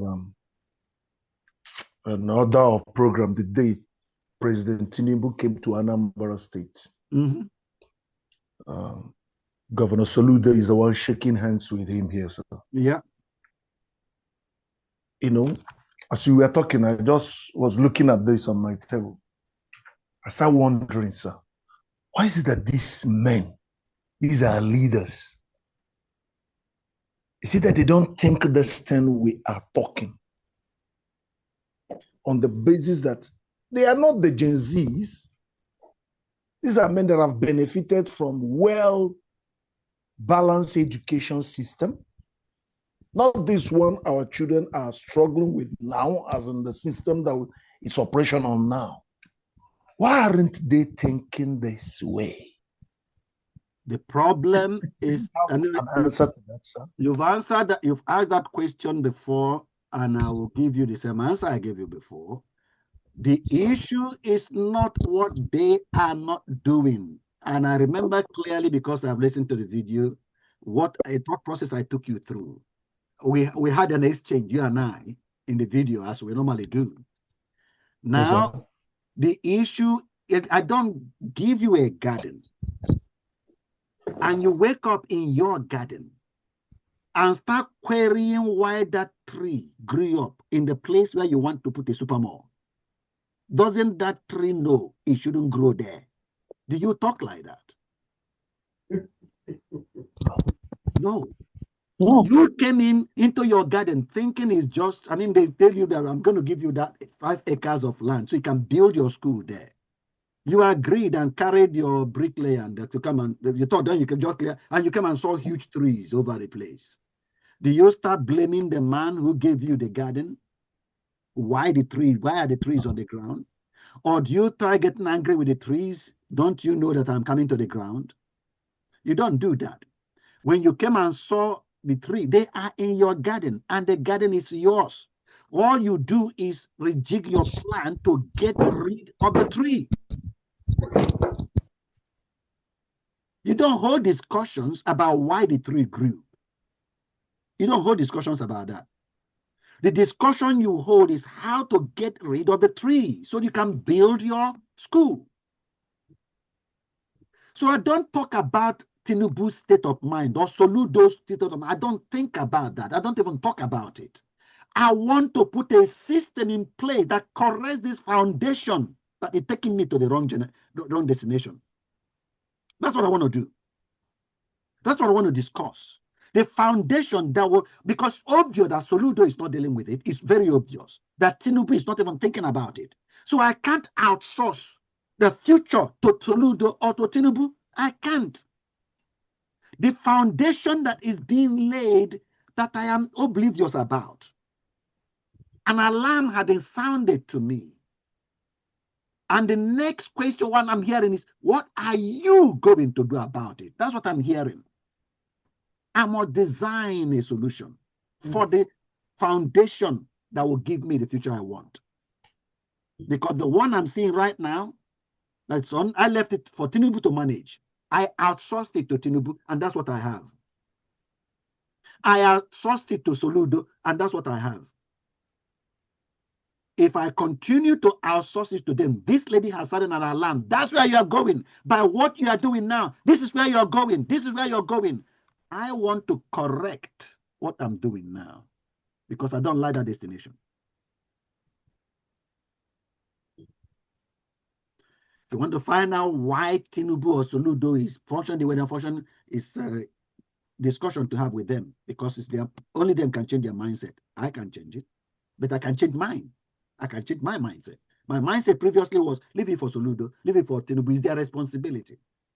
The lady had just told you, you are about to fall. If you keep acting like that, you are about to get into serious trouble. So I can't continue that way. Okay? I'm going to see how much more I can do in the remaining time.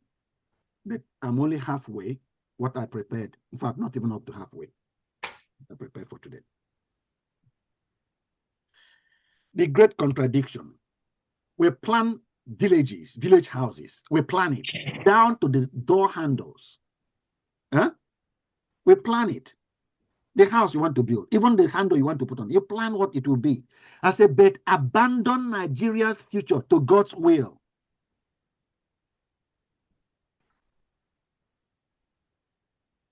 Huh? Please answer me. Is that true or false?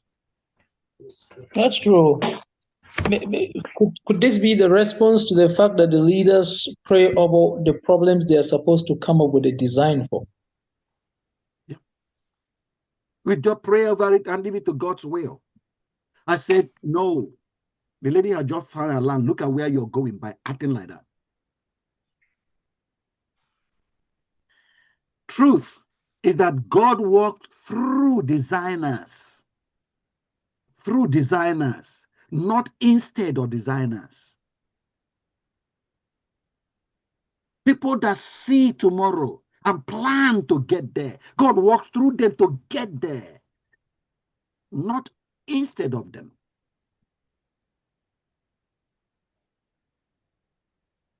Just as he didn't drop the rebuilt walls without Nehemiah's persistent engagement. This has answered my question.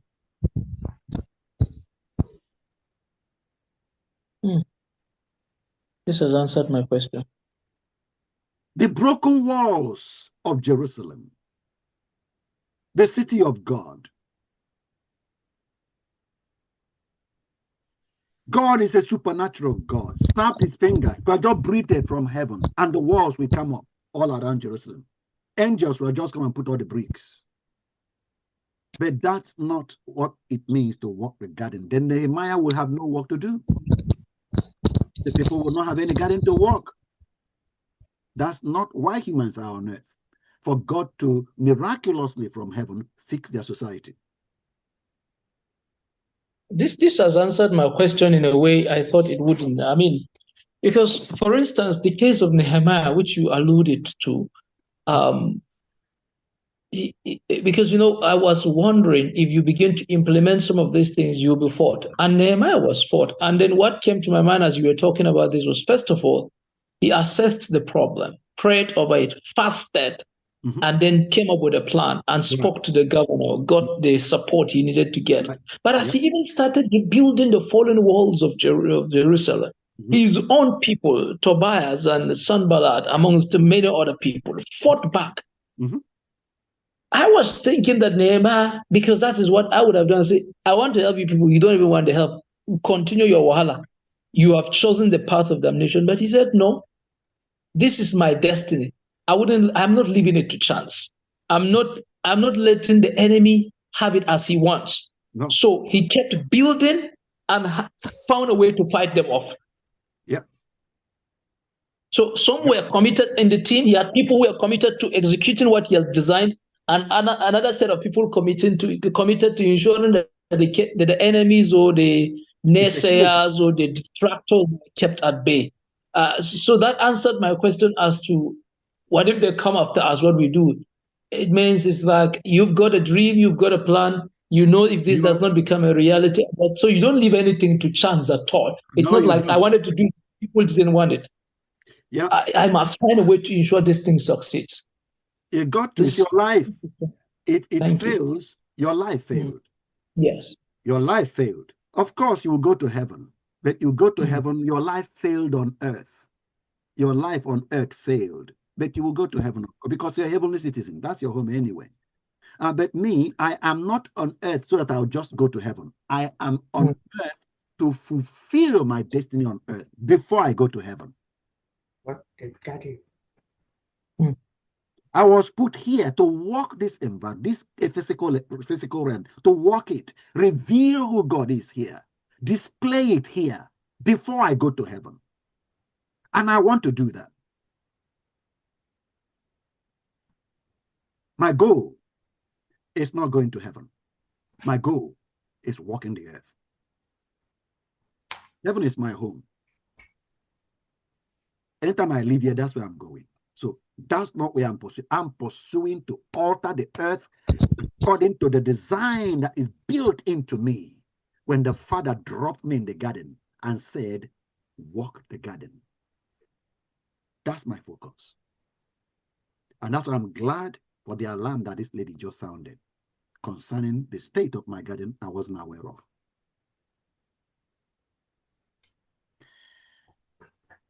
The reason why we default to fatalism in developed societies, city planners project school needs 10 years ahead.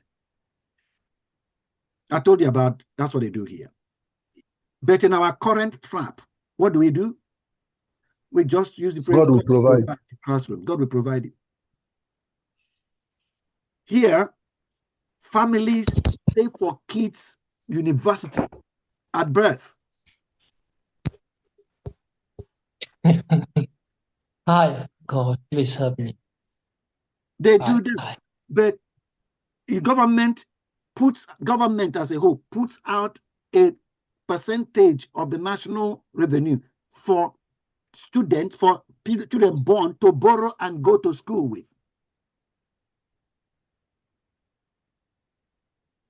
So that if you're a citizen here, a child born here, as you're coming up, reaching the time you want to go to university, no matter how many thousands it costs, the government has you can borrow from the government to go and pay them back when you start working.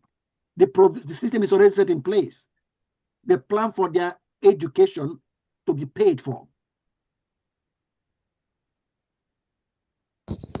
And then parents that don't want to depend on the government to form the mind of their children take the responsibility right from birth. I mean from birth. They open up a bank account to put money aside for their children's university education. So that statement happens here with individuals. It happens here. Even though the government, without this personal one, the government has a provision already. But individuals decide, no, I don't want to outsource the development of my child's mind to government. I am responsible. At birth, they don't wait to see that the school have already destroyed, fallen down. Then they start thinking, I think I need to be doing something about it. No, they already thought that when the child was born. And they open a bank account, a child bank, and be putting money there for the children's university education. In our place, how do we handle that? God will make a way. Not only God will make a way, they will start sending you messages. Hey, my child is starting university, make you help. No, that one is a hunter waiting until your child is about to enter university. They went until university, and when the university asked I said that me born the Peking. Well, sir, I still have to say something here. I thank God, though. God always make a way. Wow. Because my parents never planned these things for us. But at the end of the day, God made a way for us to come to this level that we are in now. That I'm actually having this opportunity and privilege of having you, sir, bring this my way. I didn't plan for it ahead of last year's that I'm going to have this with you. Mm-hmm. So believe you me, God makes a way. Thank you. Anybody say God doesn't make a way? Nobody says God doesn't make a way. I'm saying he does. That's our own cliche. Yes. That's our cliche here, sir. God and makes he a way. does. Now, God Thank makes you. a way. God makes a way. But that's interesting that Dan, you mentioned this. And I know you're talking on behalf of so many. That's because, you see, you're getting this and you think what you're getting now is so good. You think so. That's because your eyes haven't opened to see. But it's so good. Wait, listen now. Listen now. Your eyes haven't opened yet. You have not seen the superior information that you are supposed to have received this when you, about 20 years ago. That's when you are supposed to have received this. So If your parents didn't leave it for God to make a way, perhaps, and that's most likely, you will have got this information many years ago. And you would not be at the level you are right now. You will not be where you are now talking to me on the Zoom. Maybe you will be the one who is not only doing what I'm doing now, they're doing it at a much massive scale. Okay, sir, let me come in here. It's possible. Let me come in here. Yeah. So, like Mr. Dan is saying, God will make a way. God will make a way is just Ben, wait. I don't want. I am not going by that way. I am not going by that. Just give me 1 minute. Okay. Let me say something. Okay. God will make a way is the prayer. Then saving for the Kids University is the plan. So we will combine two of them now. We must save and we must believe God in making the way. That's what I'm trying to say. I'm not saying that we should now raise our hands up waiting for God to make a way. That's not what I'm saying. What I'm saying is that God will make a way is the prayer. Then saving for the Kids University at birth becomes the plan. That's what I'm trying to say. Yeah. Thank you. Thank you very much, Ben. The point is, developed societies have predictable progress because of the way they design. They are living in a design culture. They think about tomorrow. They have predictable progress. You and I are fully aware that what we have in Nigeria is not only generational stagnation. I think I'm being mild there. What we are having currently in Nigeria is generational regression. That's what we're experiencing in Nigeria. Because I thought things were really bad when I was coming out in 1990. I thought we got to the pinnacle of worst of situations in Nigeria. In fact, I thought we've crossed over the bridge. In fact, I was wondering, why am I even coming out? I mean, I've stayed in Nigeria and I've done all this brunt. And now that things are getting better and I'm going out. Why am I going? I was wondering. Because I had a scholarship, I'll just go for this 1 year ago because things are now getting better. We've crossed the peak. That's what I thought. 1989 when I was coming out.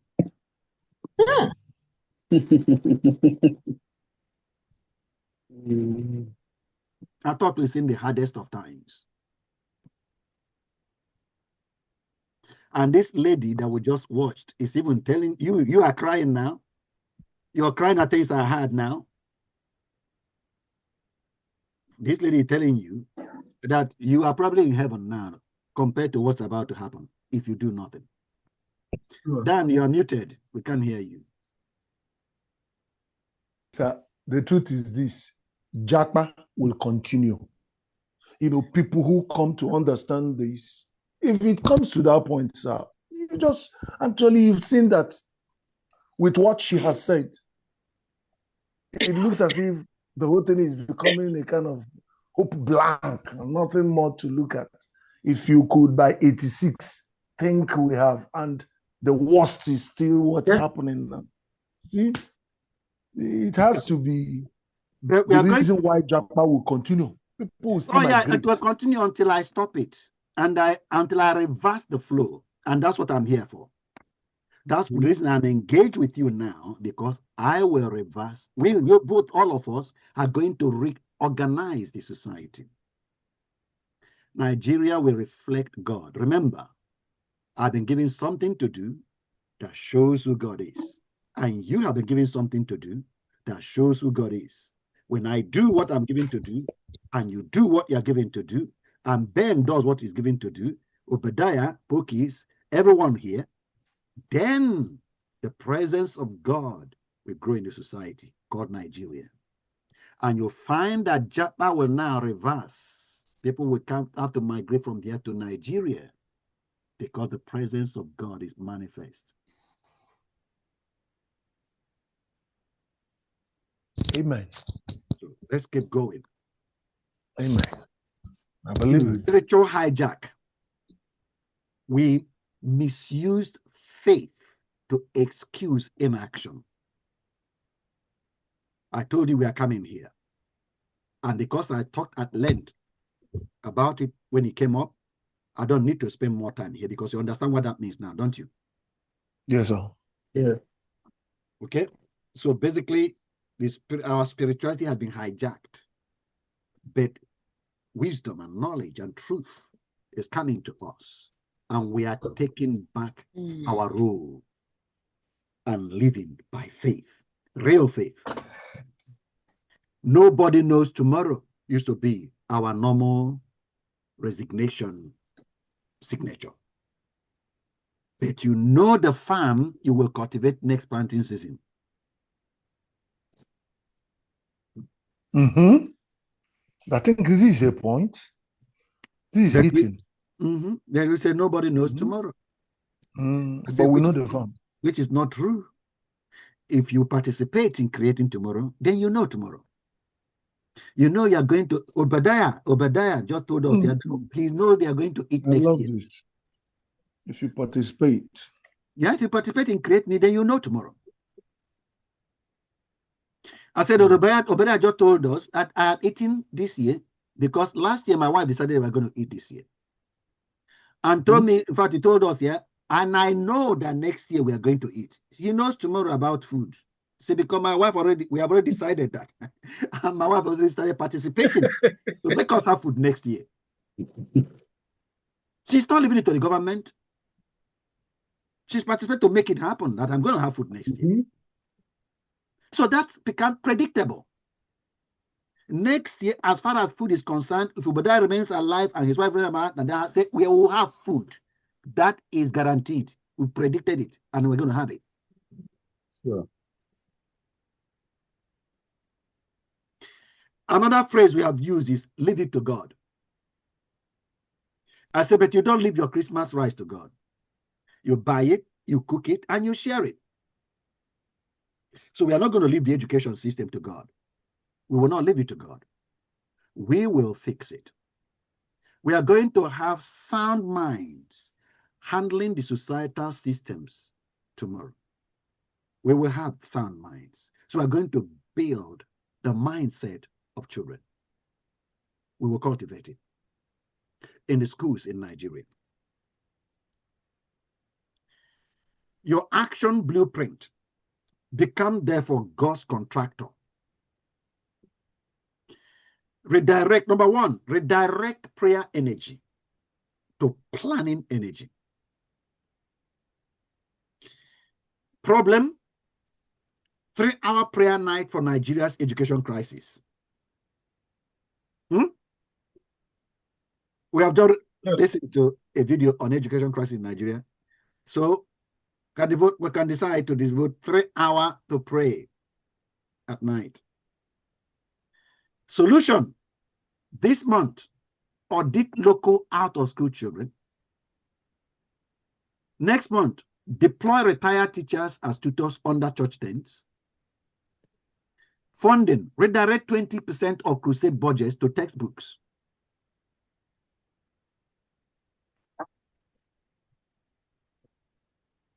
As God's contractor, next, commandeer holiday planning skills. If you plan December 25th in October, plan Nigeria too. Plan the state of things, how they're going to turn out in Nigeria. Holiday plan, they will book their flights 6 months early. And I'm saying, now plan how Nigeria you will create. Have a 5-year plan for the Nigeria you will create. Okay? Because when they plan their holidays 6 months early, they start saving money to create that holidays in their personal experience. That's what they do here. And so translate that to Nigeria, broader scale, and plan a state or society you are going to create next 5 years. So it could be repairing a road, 5-year road repair goal. In that, mobilize the members, then contribute cement. Raise the fund to contribute cement. Okay? Or then they reserve hotels. Hello, Mrs. Ejike. The reserve hotels. Morning. When you want to answer your phone, Ben, put your road.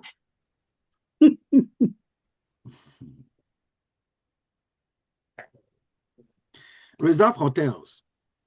Build the national redesign plan.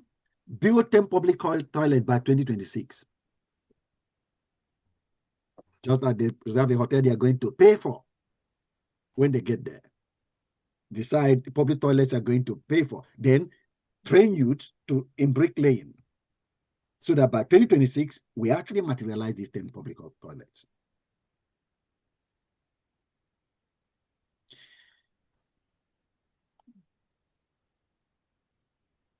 The budget for souvenirs. And we're saying plan for solar street lights fund. Redirect 500 naira a day from 100 members. So again, issues see the future and plan to have it be. I have so many more slides to show you, but our time is out for today. Number 3 for this particular segment. Reset church culture from amen to action. Replace, Lord, provide job for our youths. Instead, preach, Brother Emeka, open your carpentry shop to apprentices. We are God's provision.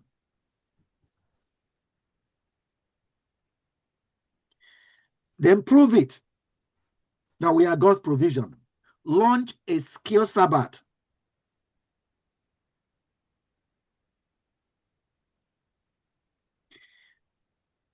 First Sunday, identify 5 member-owned businesses. Tailoring, welding, coding. Then second Sunday, pair each with 2 unemployed youths. We are God's provision. That's what you're emphasizing. Third Sunday, commission them. Go build Nigeria's future.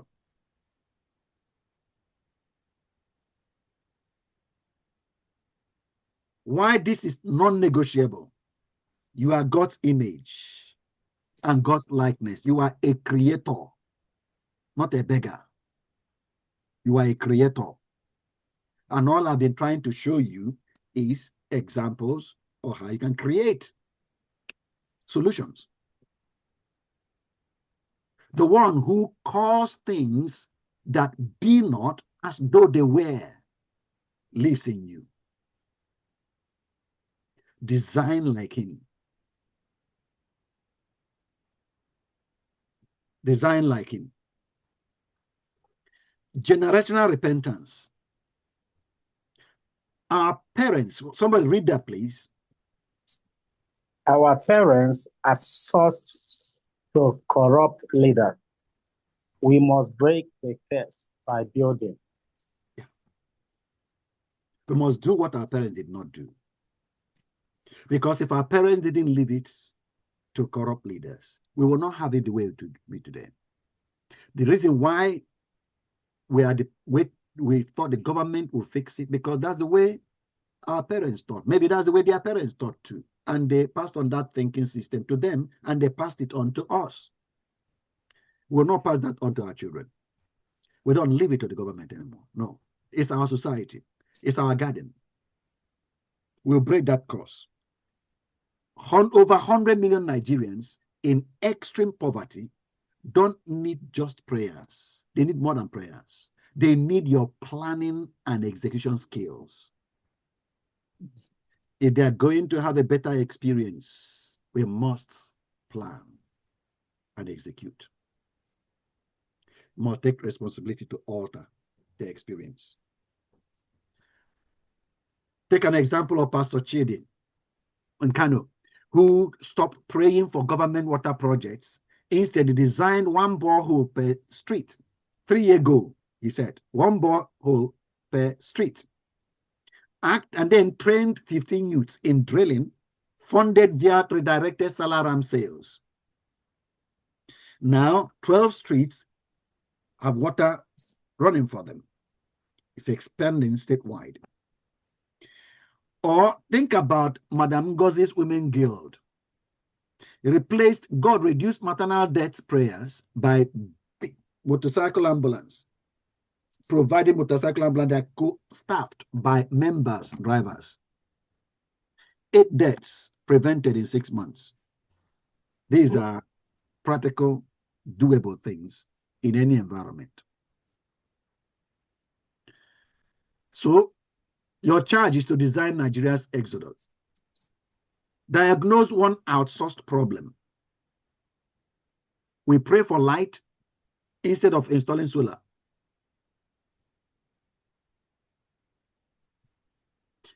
Set a 90-day design goal. Not God provide, but we will build or we will launch something by that date. Then mobilize your congregation this Sunday. Altar call. Bring your skills forward.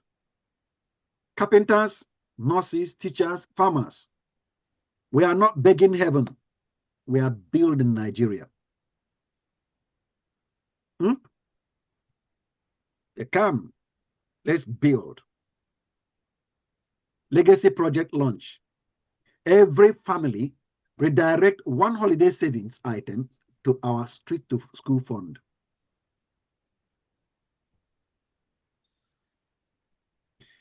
Everybody can be involved. Slums and God's will. Whether it is geographical slum, physical slum around us, or mental slum, whatever, they are not God's will. They are our design failure. We have not designed not to be there. So pick up your tools. You are God-ordained architect of Nigeria's rebirth. What do you think about that?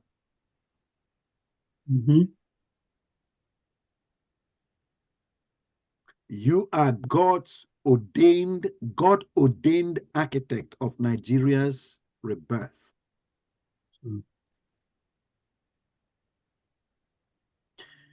Faith without works is outsourcing. Do you agree with that? I said, stop praying over pits. Do what? Feed them. Fill them.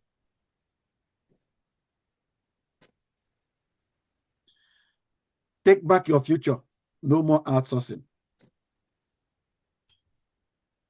Over there, you asked the question before when I said it's for leaders who refuse to pray for what they are actually said to build or create. You understand that?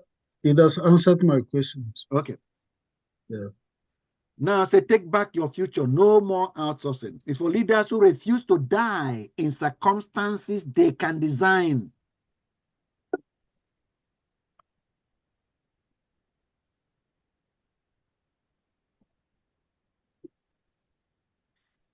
What do you want me to do? I can stop here because I have got quite a number of things to share with you, but we can stop here. It's after 10. Yeah. Very interesting. Thank you, sir. Okay.